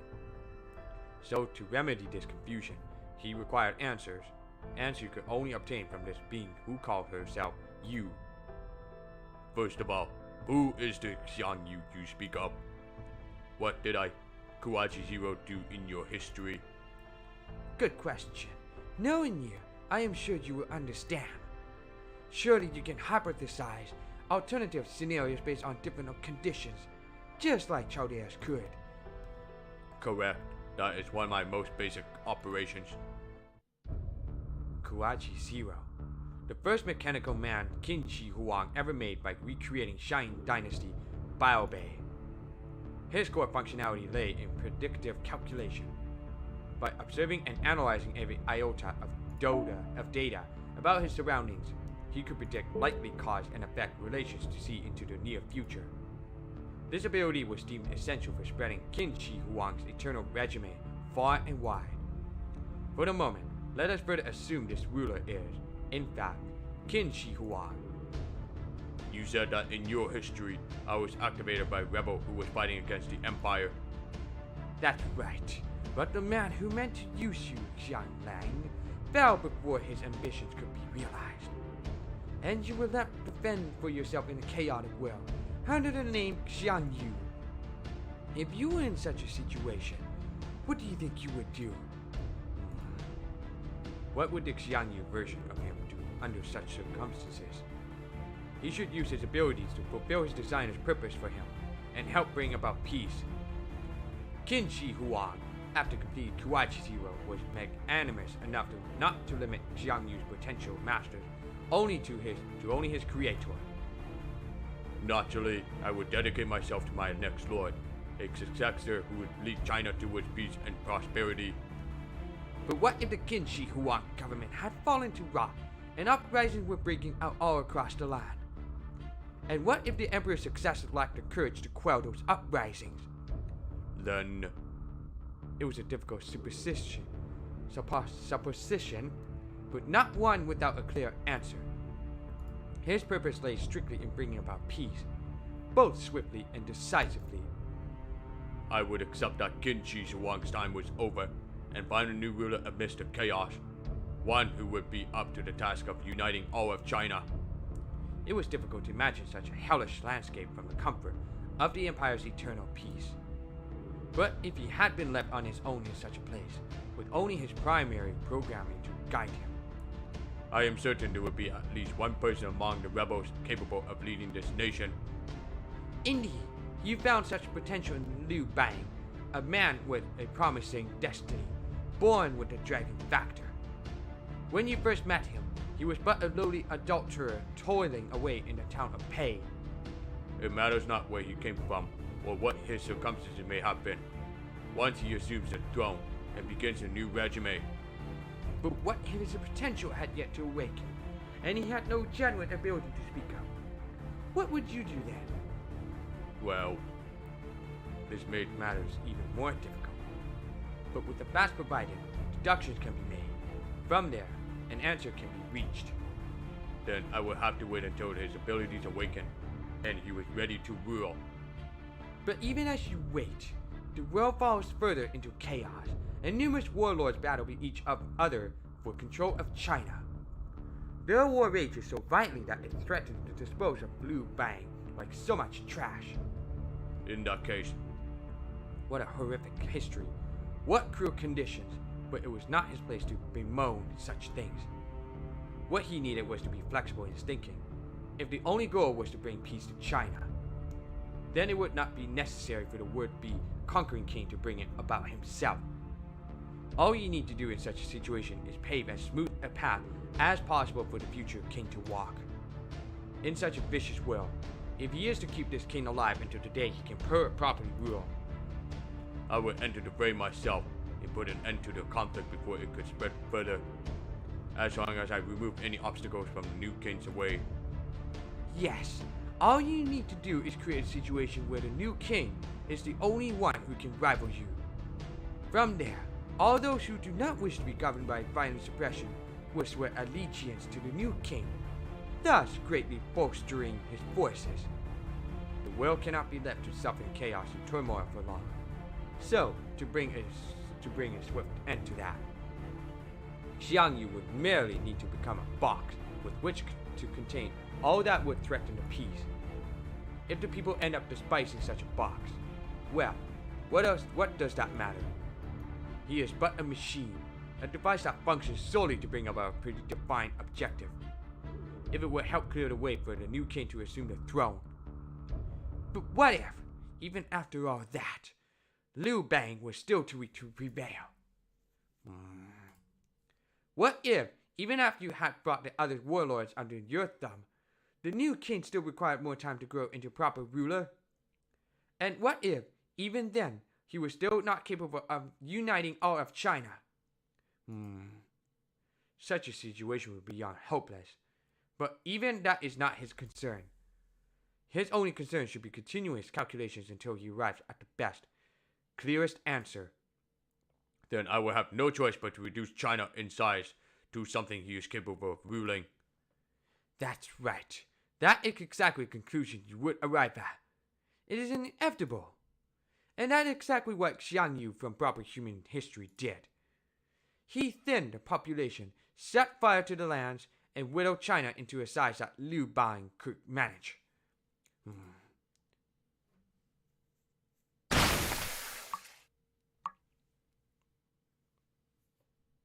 A vivid picture forms before his mind's eyes. Instead of a near future, he sees a vision of a hypothetical world as clearly as if he were there. No matter how bountiful a land may be, if it would end up falling into the hands of rebels who claim it as their own, he would have no choice but to raze it into the ground. And before those driven from their homes could wreak havoc in their quest to fill their starving bellies, he can see it now. Grass fires streaking across the land, fortresses collapsing into smoke and ash, prisoners of war buried alive, so as not to waste time beheading them. All done without mercy or remorse at the hands of Xiang Yu, the Demon King. And yet, until Liu Bang, the next rightful emperor, is capable of leading and providing for his people, Xiang Yu has no choice but to cut down the land, the people, to a size within his lord's grasp. And did it work? Was peace finally achieved? Eventually, yes. Every last one who still had the strength to resist swore fealty to Liu Bang, thanks to their fear and hatred of you. After years of war and chaos, China finally came together, united in their determination to exact vengeance upon you. This new regime came to be known as the Han Dynasty. I see. He has no doubt such a scenario would end in disaster. The survivors who loathed him so fiercely would surely not be satisfied with a mere pound of flesh.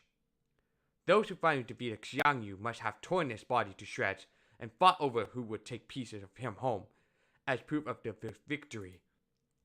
And you saw all of this happen? I did.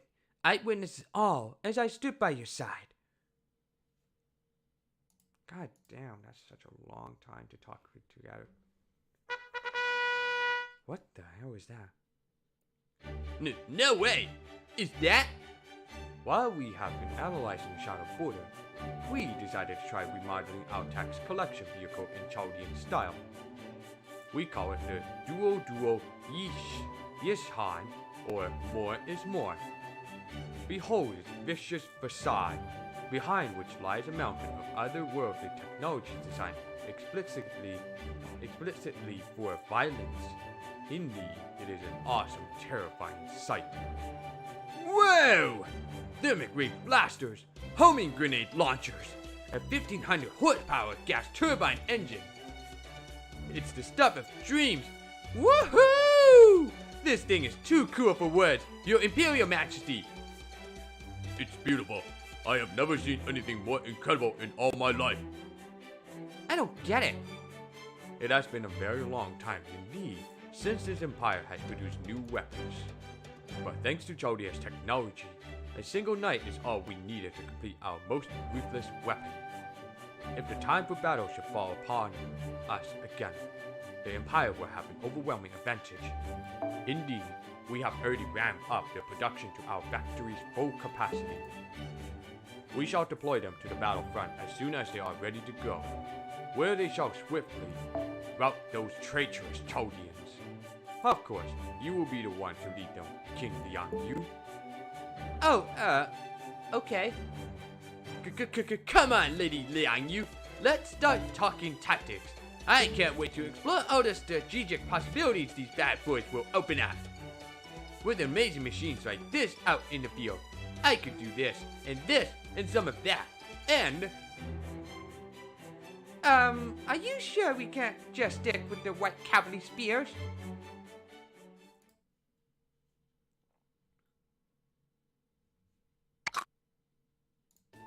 Delicious. Even rations taste better than ever before now. Go on, Soapbox. Eat up. A good meal can help with almost any ailment. Oh. Hey, I'm seeing dust clouds up ahead. Something's headed this way, and fast. No ordinary cavalry would kick up clouds like that. I wonder, what could it be? Is that an engine? It must be an absurdly powerful engine if we can hear it all the way out there. No, that's not it. They just didn't bother with the muffler, for a reason that I can only guess at. It's coming over the hill.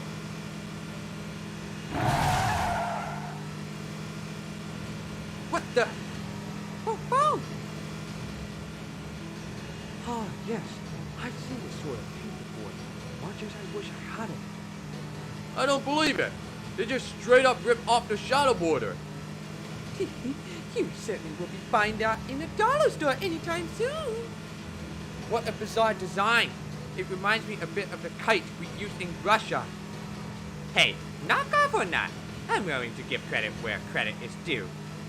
But this is really pushing the limits of my tolerance. If I don't turn that thing to scrap right away, I will never be able to forgive myself for letting something so garish endure. The enemy's preparing to attack, Master. Even its canyon design is almost absurd. I'm sorry to ask this of you, Mr. Saltfrost. But would you be so kind as to do something about that? Then, for Da Vinci's peace of mind and our safety, though, not necessarily in our order. Sure.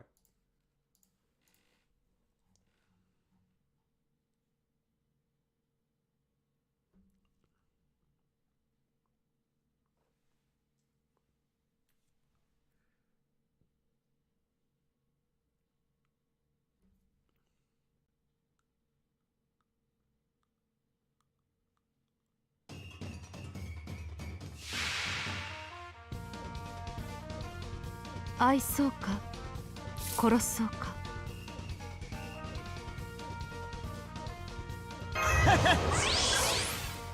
どれにしようかこういうこともできる古きルーム行くぜさてどのバッハがお好みかなそんじゃ任せなおうさ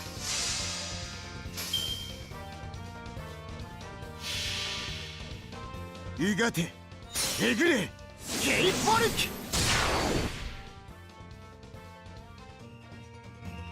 そらよくだいな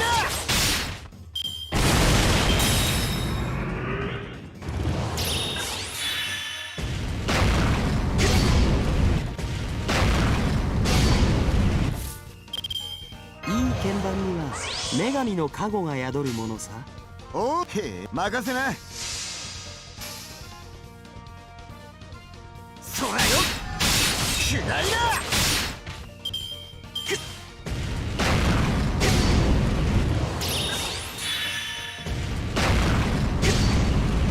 Whatever, you fucking weirdo. 赤いトゲは茨のごとくな。おう、任せな。へえ。Wow. Two prototypes the best. Game's like 3 turns. そらよ。やるな。なかなか良かったぜ。Easy. 3 straight turns of Proto Coup. Oh my god.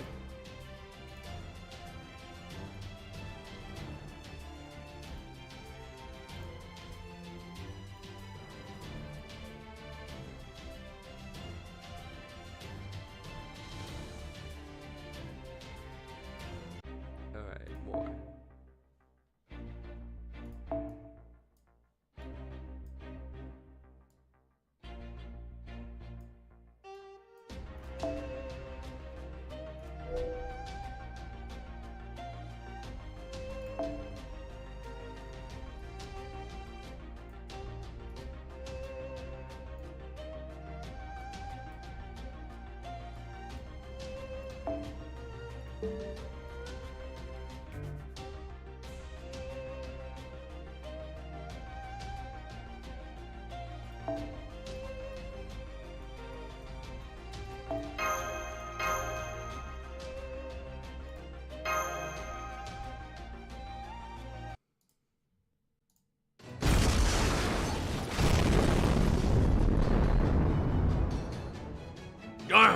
This thing is flimsy. Indeed, if they had copied the border's armor and its ability to withstand a zero sail, then we would have to have a truly formidable foe on our hands. But what they have done here... How disappointing. It did have some impressive artillery, but that doesn't mean much if a good punch breaks it. Well, let us not forget that a blow from a servant is considerably more powerful than conventional weapons. So, I don't know if I go so far as to call it a piece of poorly made. So, it was an unmanned vehicle, just like those mechanical soldiers. Still, I'm surprised it was made quite so roughly. Wait, Yup, I've got a bad feeling about this too. It looks like it was designed with an emphasis on mass reproducibility rather than the performance of individual units, which would mean...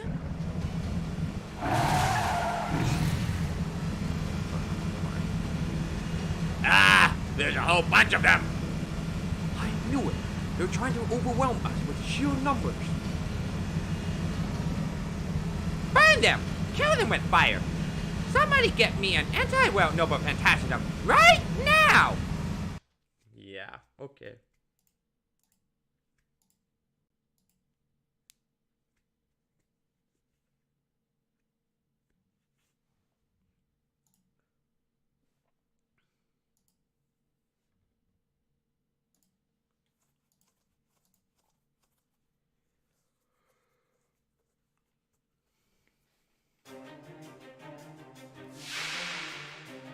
お夕飯の準備がありますので。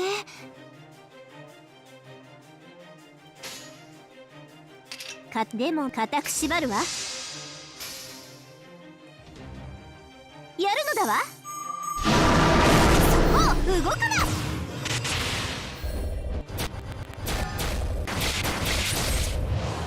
冥界の積雷よ。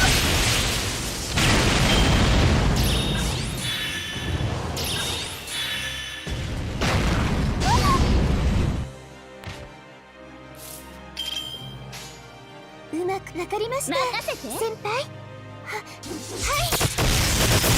このくらいなら。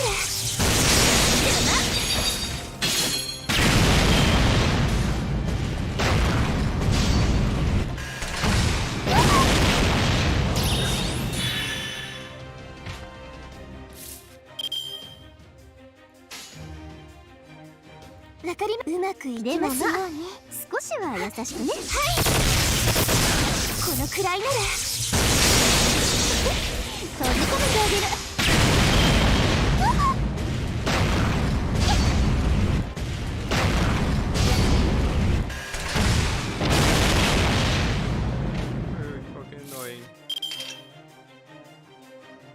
ちょ、引っ張らないで、もう。いいのだわ。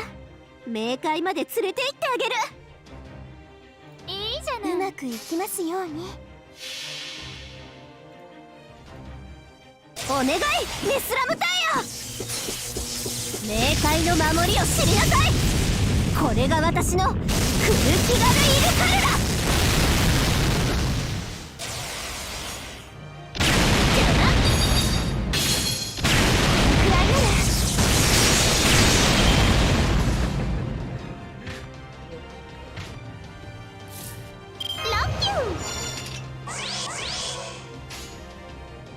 チケットは完売ね。うまくいきますように。固く縛るわ。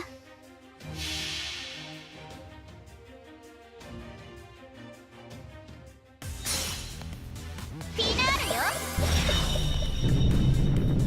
バートリ LJ ベト。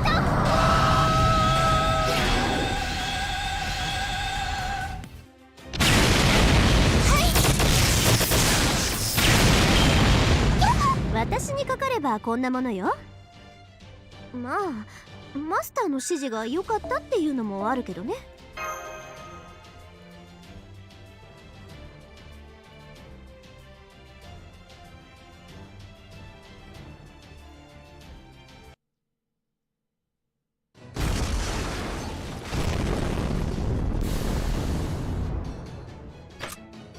all of the hostiles have been eliminated. Man, I'm exhausted. Fool. That does it. Gather up. There remains every last piece. If that's how they want to play this, I'm gonna analyze the shit out of these things and beat them at their own game. Ah, yes. Da Vinci is a force to be reckoned with once she gets fired up. I have every confidence she'll soon be unveiling a new invention the likes of which mankind has not yet dreamt of. Yeah. You two are very good friends, aren't you?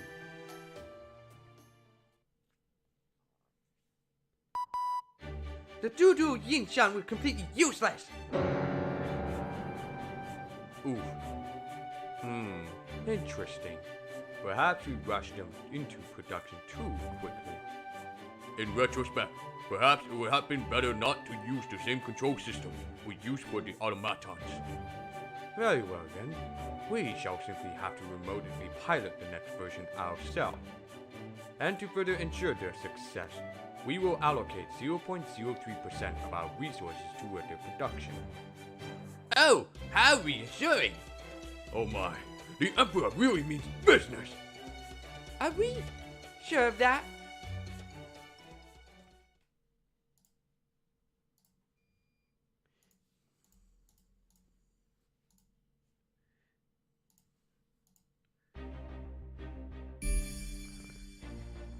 Dapping you?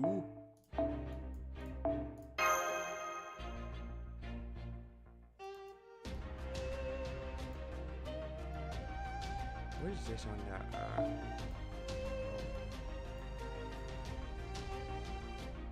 Oh.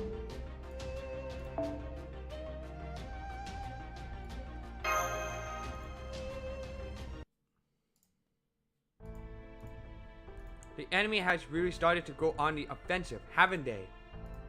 Foo foo! Well, we are getting close to the capital.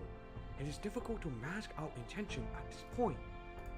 No doubt all the troops that were out patrolling other areas will be called back to help defend Xianyang. This will not be an easy fight. I'm also a little unnerved at Akuda.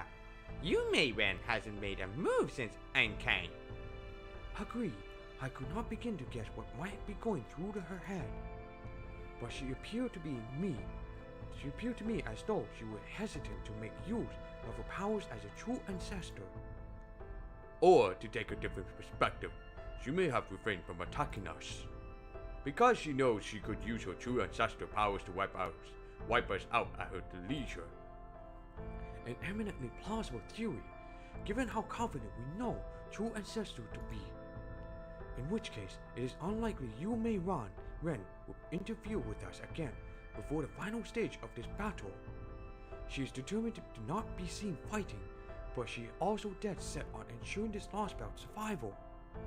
It's therefore extremely likely that she will sit back and allow Qixi Huang's army to try to eliminate us for the time being, and only step in as a final line of defense once we have reached the Tree of Emptiness. Sounds about right. Lucky for us that Akuda, Yu Mei-ren isn't a warmonger. That aside, we're still no closer to tracking down this Lostbelt's Tree of Emptiness. Then it's very possible that the next time we see Yu Mei-ren will be when we find where the tree is hidden. Looks like the chit-chat will have to wait. We've got more company. I don't want to complain, but I'm starting to get a little worn out here. And we certainly can't have our master running his magical circuits at full speed right now. The hell are you guys moping around for? We're almost at the enemy's doorstep. Now's our chance to finish this. We have finally run the best. I am sorry I did not get here sooner, Master. More dread. What about the villagers? Don't worry, we found a perfect cave for them to hole up in. And they've got enough food that they ought to be set for a while. All we need to do now is defeat Qin Huang before their food stores run out. It's so good to have you both back. Go on then, have at them! Woo-hoo!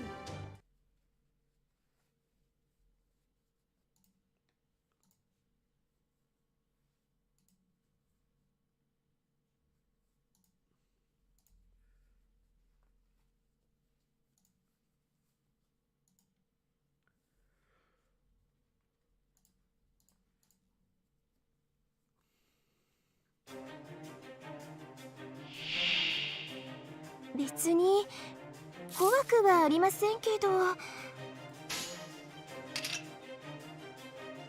かりました。ちょっと不安ですけど少しは優しくね。はい、このくらいなら。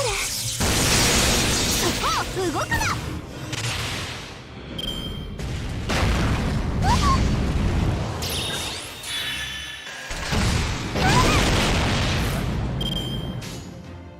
オッケー、任せて。避けちゃダメね。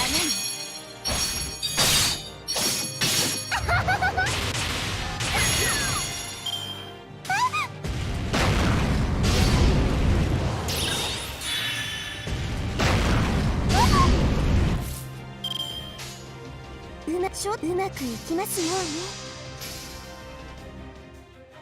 このくらいなら、このくらいなら。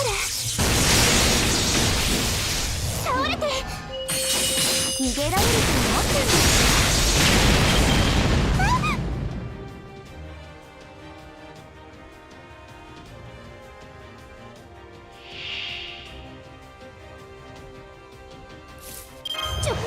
引っ張らないで。もういい度胸ね。気に入ったわ。ラッキュー。黙ってなさい。舌を噛むわよ。厳しくいくわ。わかりました、先輩。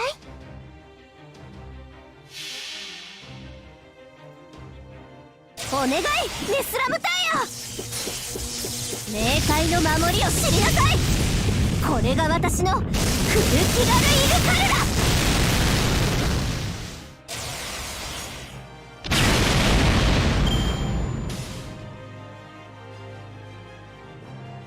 God, I hate that stupid Shadow Warriors. Let's just call it like a freaking. これで終わりにしますから。落ち着いて。最初。恋のビートのドラゴンスケール。トレイス、うまくいきますように。I call it fruit flag.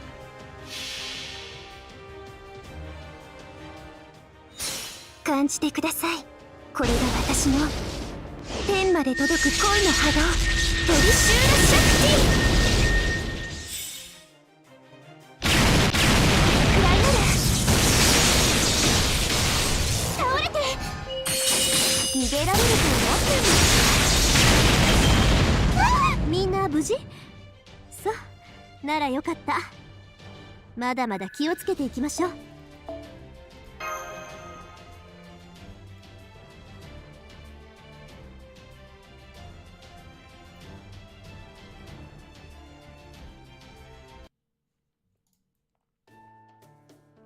All hostile eliminated. I think we should be safe for now. Let us take a short break, but do not let your guard down. Say, I don't recognize you guys. Hell, I'm not even sure what the hairy one's even supposed to be. Ah, yes, forgive me. I am Jangong, and this is... how do I explain? Ha ha ha ha! What's to explain? You all know me. I'm Lubu Venxian. Uh-huh. How come Alter Ego Fox bitch is hanging with us? Huh? What does she mean? Uh-huh! So fast, you still have a fever? Have you not been cured of the poison? I'm afraid no. As of yet, we've only been able to treat the director. Indeed, procuring an antidote for Mr. Soapfrost is one of the several reasons why we must make haste to Xiangyang.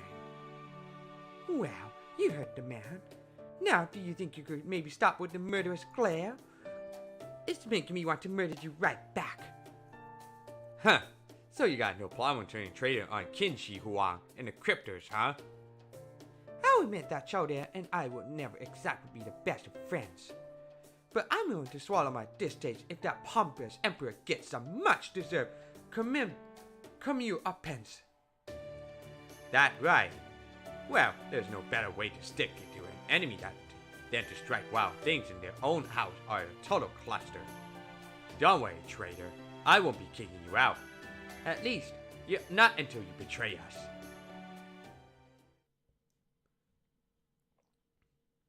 The enemy is drawing near to Xiangyang all the time. They are too close now for us to employ another orbital strike without endangering the capital. I'll fail the capital's defenses. For the time being, I'm having Lady Liang Yu fortify our frontline defenses. In the meantime, I'm afraid we have no choice but to hold them off with more waves of automatons and duo Yi Shan. Your Imperial Majesty, if I may be so bold, I would ask that you give the order for the other royal guard to join the battle. We hate to admit that matters have reached the point where that is necessary. But perhaps it would be cruel to keep you hunting dogs on your leisures when the scent of battle is so near. Very well. You have all been training your kung fu for just such an occasion. Go, show our enemy your skill. We will, Your Imperial Majesty.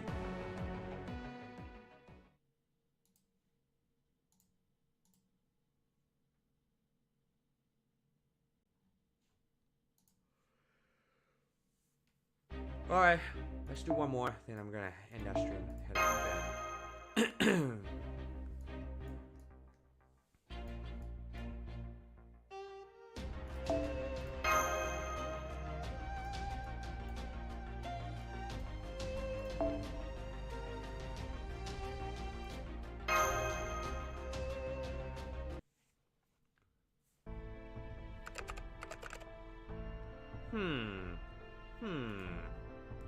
How are the camouflage devices holding up? I think I was able to patch them up for now. But even putting their wear and tear aside, their batteries just aren't gonna last much longer. I never planned on having to charge them outside of Shadow Border, you know? I think our only option here is to try and jury-rig an energy-saving mode to make them last longer. I see. Well, I have no doubt any modifications you can make will be of great utility. They've already held up remarkably well, given their improvised nature. At any rate, it won't be long now before we reach Xiangyang, and any advantage the device may confer over long-range surveillance will be lost. However, even if we are no longer able to mask our location, we should now be close enough to capital that we need not fear an orbital strike. Once we have rested up tonight, I believe we should make for Xiangyang with all haste. For sure, we are badly outnumbered. So, if we have to end, we better do it quickly. How was that thing I asked you to make coming along, Da Vinci? Well, I've got it all put together for the moment. But whether it'll actually be helpful or not all depends on whether we can trust the protocol Konyanskaya stole. You doubt Moi? However you may feel about me, I can assure NFF's products are of very highest quality. I can at least say that the data I recovered from those knockoffs seems to line up with the protocol. But I've only got my laptop here, so I really don't have what I need to test the thing.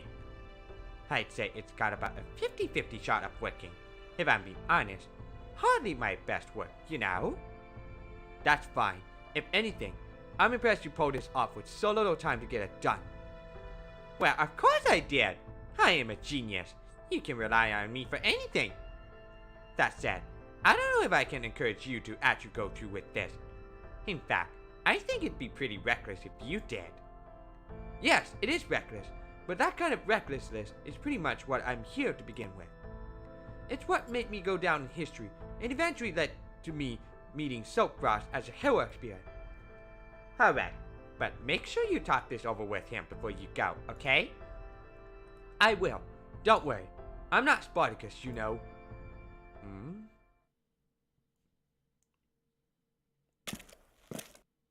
There you are, Silkfrost. Jinkei, what is it? Oh, nothing. I just wanted to discuss our strategy for the upcoming battle. Between Chen Gong and Red Hair joining us, Neza and Mordred coming back, and Konyanskaya. Well, I don't know that we can really count her in our lineup, but I don't think she'll try anything as long as Holmes and Da Vinci are around. My point is, we've got plenty of capable fighters to go around, so... You want to go off on your own, don't you? Heh, can't put anything past you, can I?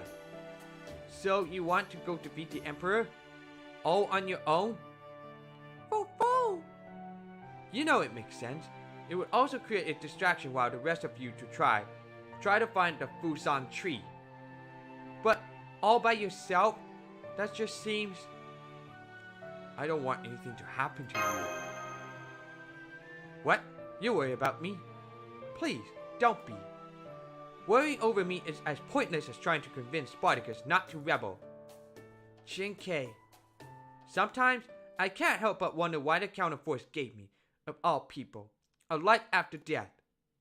Maybe it's something to do with risking my life to take action at a time everyone else was too scared to try. If there had been someone actually worried about me, I probably wouldn't be here right now. So speaking as both a heroic spirit and your servant, I promise you, you don't need to worry about me. But senpais...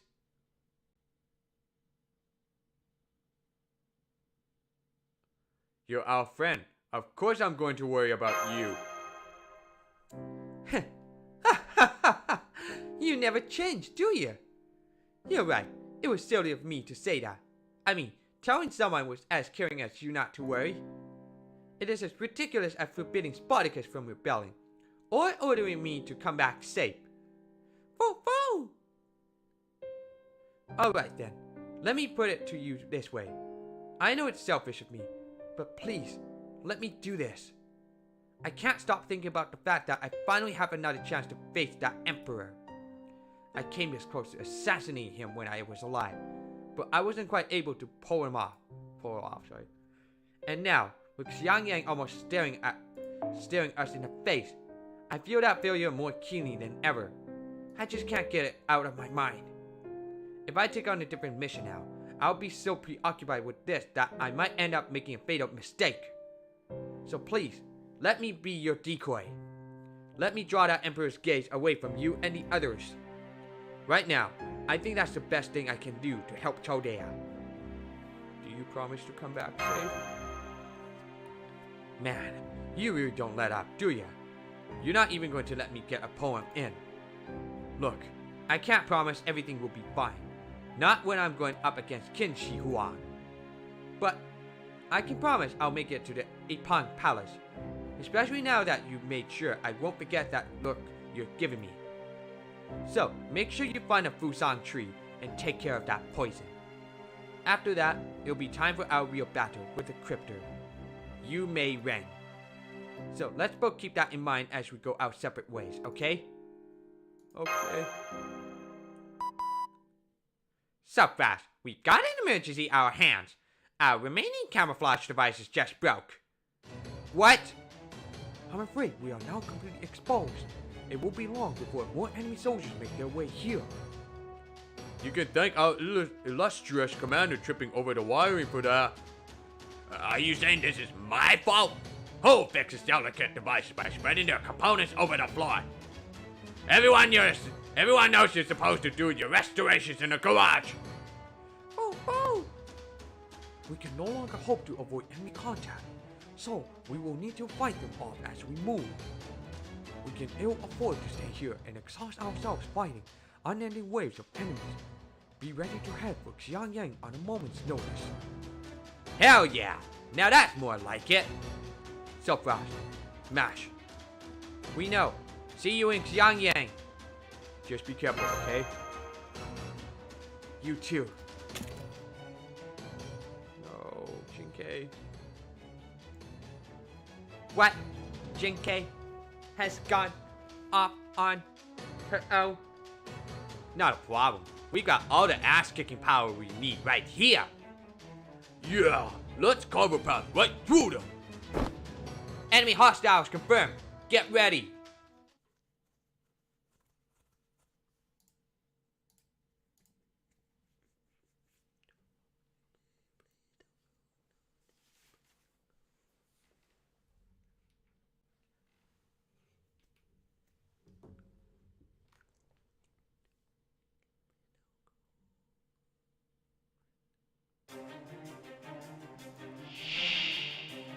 お夕飯の準備がありますので。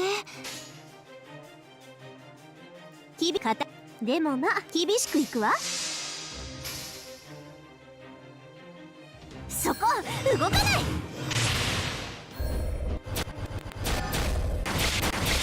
逃がしはしないわ。冥界の積雷よ。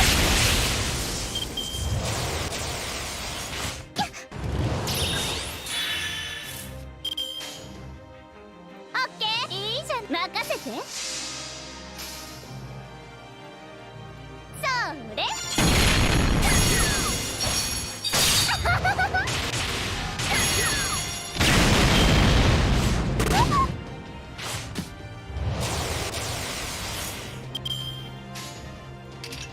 なんかちょっと不安ですけど。はいこのくらいなら。倒れて逃げられると思ったんです。ちょっとわかりました先輩。いいじゃない。このくらいなら。はい、避けちゃダメ。Got it.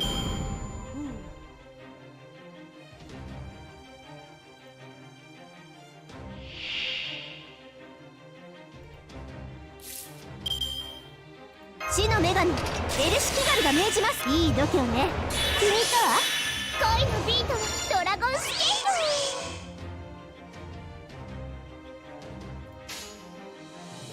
ト。いいわ、地の底まで固く縛るわ。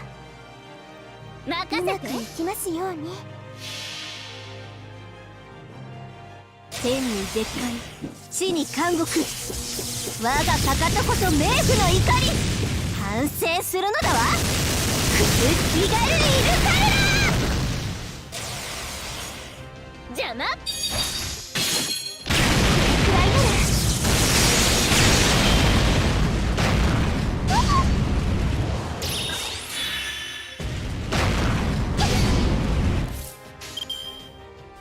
わかりました。いい先輩。はいこのくらいなら。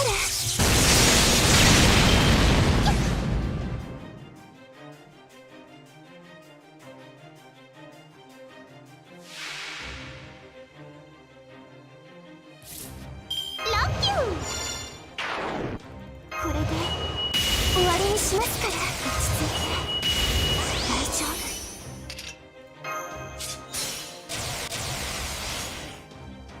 チケットは完売ね。私だってうまくいきますように。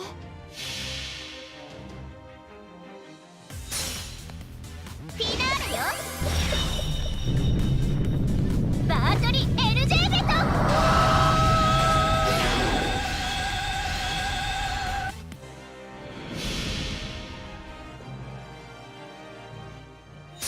感じてください。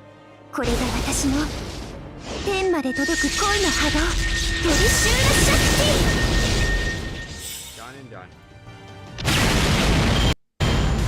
歌玉ありがとう。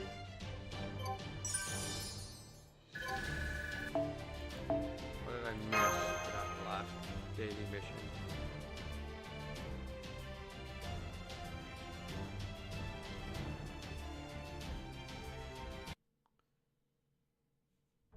The near future revealed itself before him.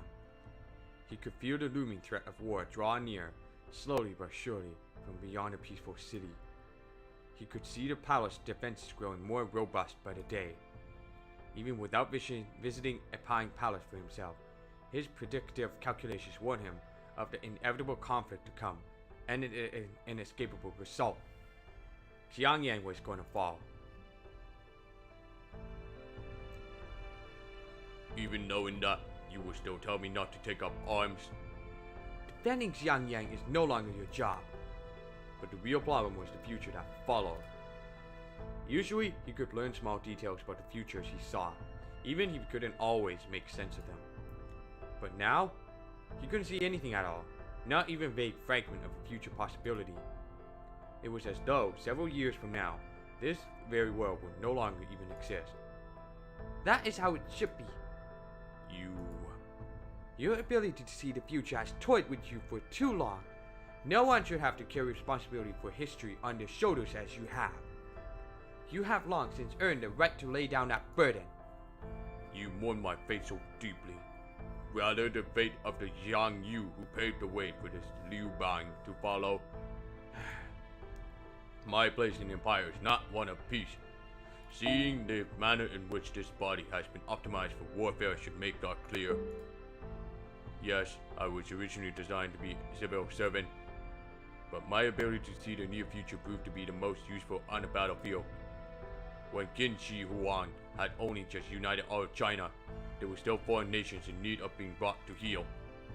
I traveled to Europe, Africa, the New World, every land under the sun, all to make them part of Qin Shi Huang's territory. I must have shed more blood in the course of that conquest than this other Xiang Yu, who was known as the hegemon king of Western Chu. But here, your conquest was rightly held in high esteem, and the Empire valued you accordingly. However, in proper human history, your reputation was horrific. Well, that is understandable.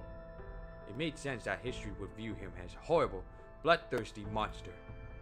History is the collected recollections of humanity, so it is only natural for them to view an inhuman machine in such terms. If such a device were to be mistaken for human, and its deeds recorded as such, it is no surprise that they would be feared. Not one person in all of proper human history ever truly understood why you did what you did. You are wrong about that, you. Huh? I know for a fact that there was one person who understood the hegemon king of Western Chu, your Xiang Yu. You the one who just told me of this other version of myself. Surely you must have understood him. Lord Xiang Yu. Ah, now I see. At long last, he saw he had been overlooking something so terribly obvious. By always casting his gaze to a distant horizon, he had missed what was right there in front of him. There was another person there in the same time and place as Xiang Yu, another who looked human, yet was feared and despised as inhuman. Just as Xiang Yu was feared and despised for quelling all threats to empire. This immortal Zenrin must have never known either understanding or acceptance. So that is why you have wandered for so long in search of me. How unspeakably tragic. It is all in the past now. It is no more than a fleeting dream. There is no sense looking back. From Xiang Yu's perspective, she was not one to view with suspicion, but wonder. There was neither fear nor hatred in his gaze. If anything, her way of life was something to aspire to, something beautiful to behold. But this insight was one only you could have, and only because he was not human. Two humans with short lives and limited perception, she must have seemed as terrible as a demon king. But as a pair of so far removed from humanity, Xiang Yu and Yu Mei Ren could find solace with each other. Indeed, each was the other's perfect companion. So the Xiang Yu in proper human history died, leaving you alone. There was nothing either of us could do. You had a duty to fulfill, and I was given eternal life. And yet, with his ability to see the future, Xiang Yu must have known what awaited you in his absence. He must have known she would wander for eternity, and the hardships she would suffer in solitude. I see. Then I must have grief for you.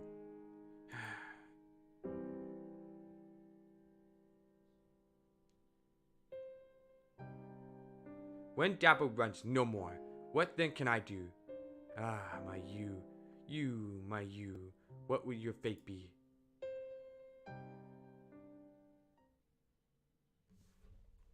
Okay.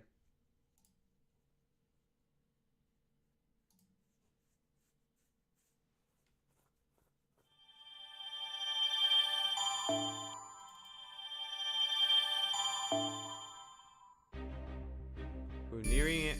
We're in Xiangyang. こんな状況 Behind all 慣 that れ shit. た頃 Alright, well, tune out for the next part of that live stream for this Lostbelt SIN. So, we're gonna see you tomorrow for that, or whatever that, the next day, if you come nearby to watch more of this SIN journey stuff. So, I'll see you guys next part of the live stream. Peace out. Good night.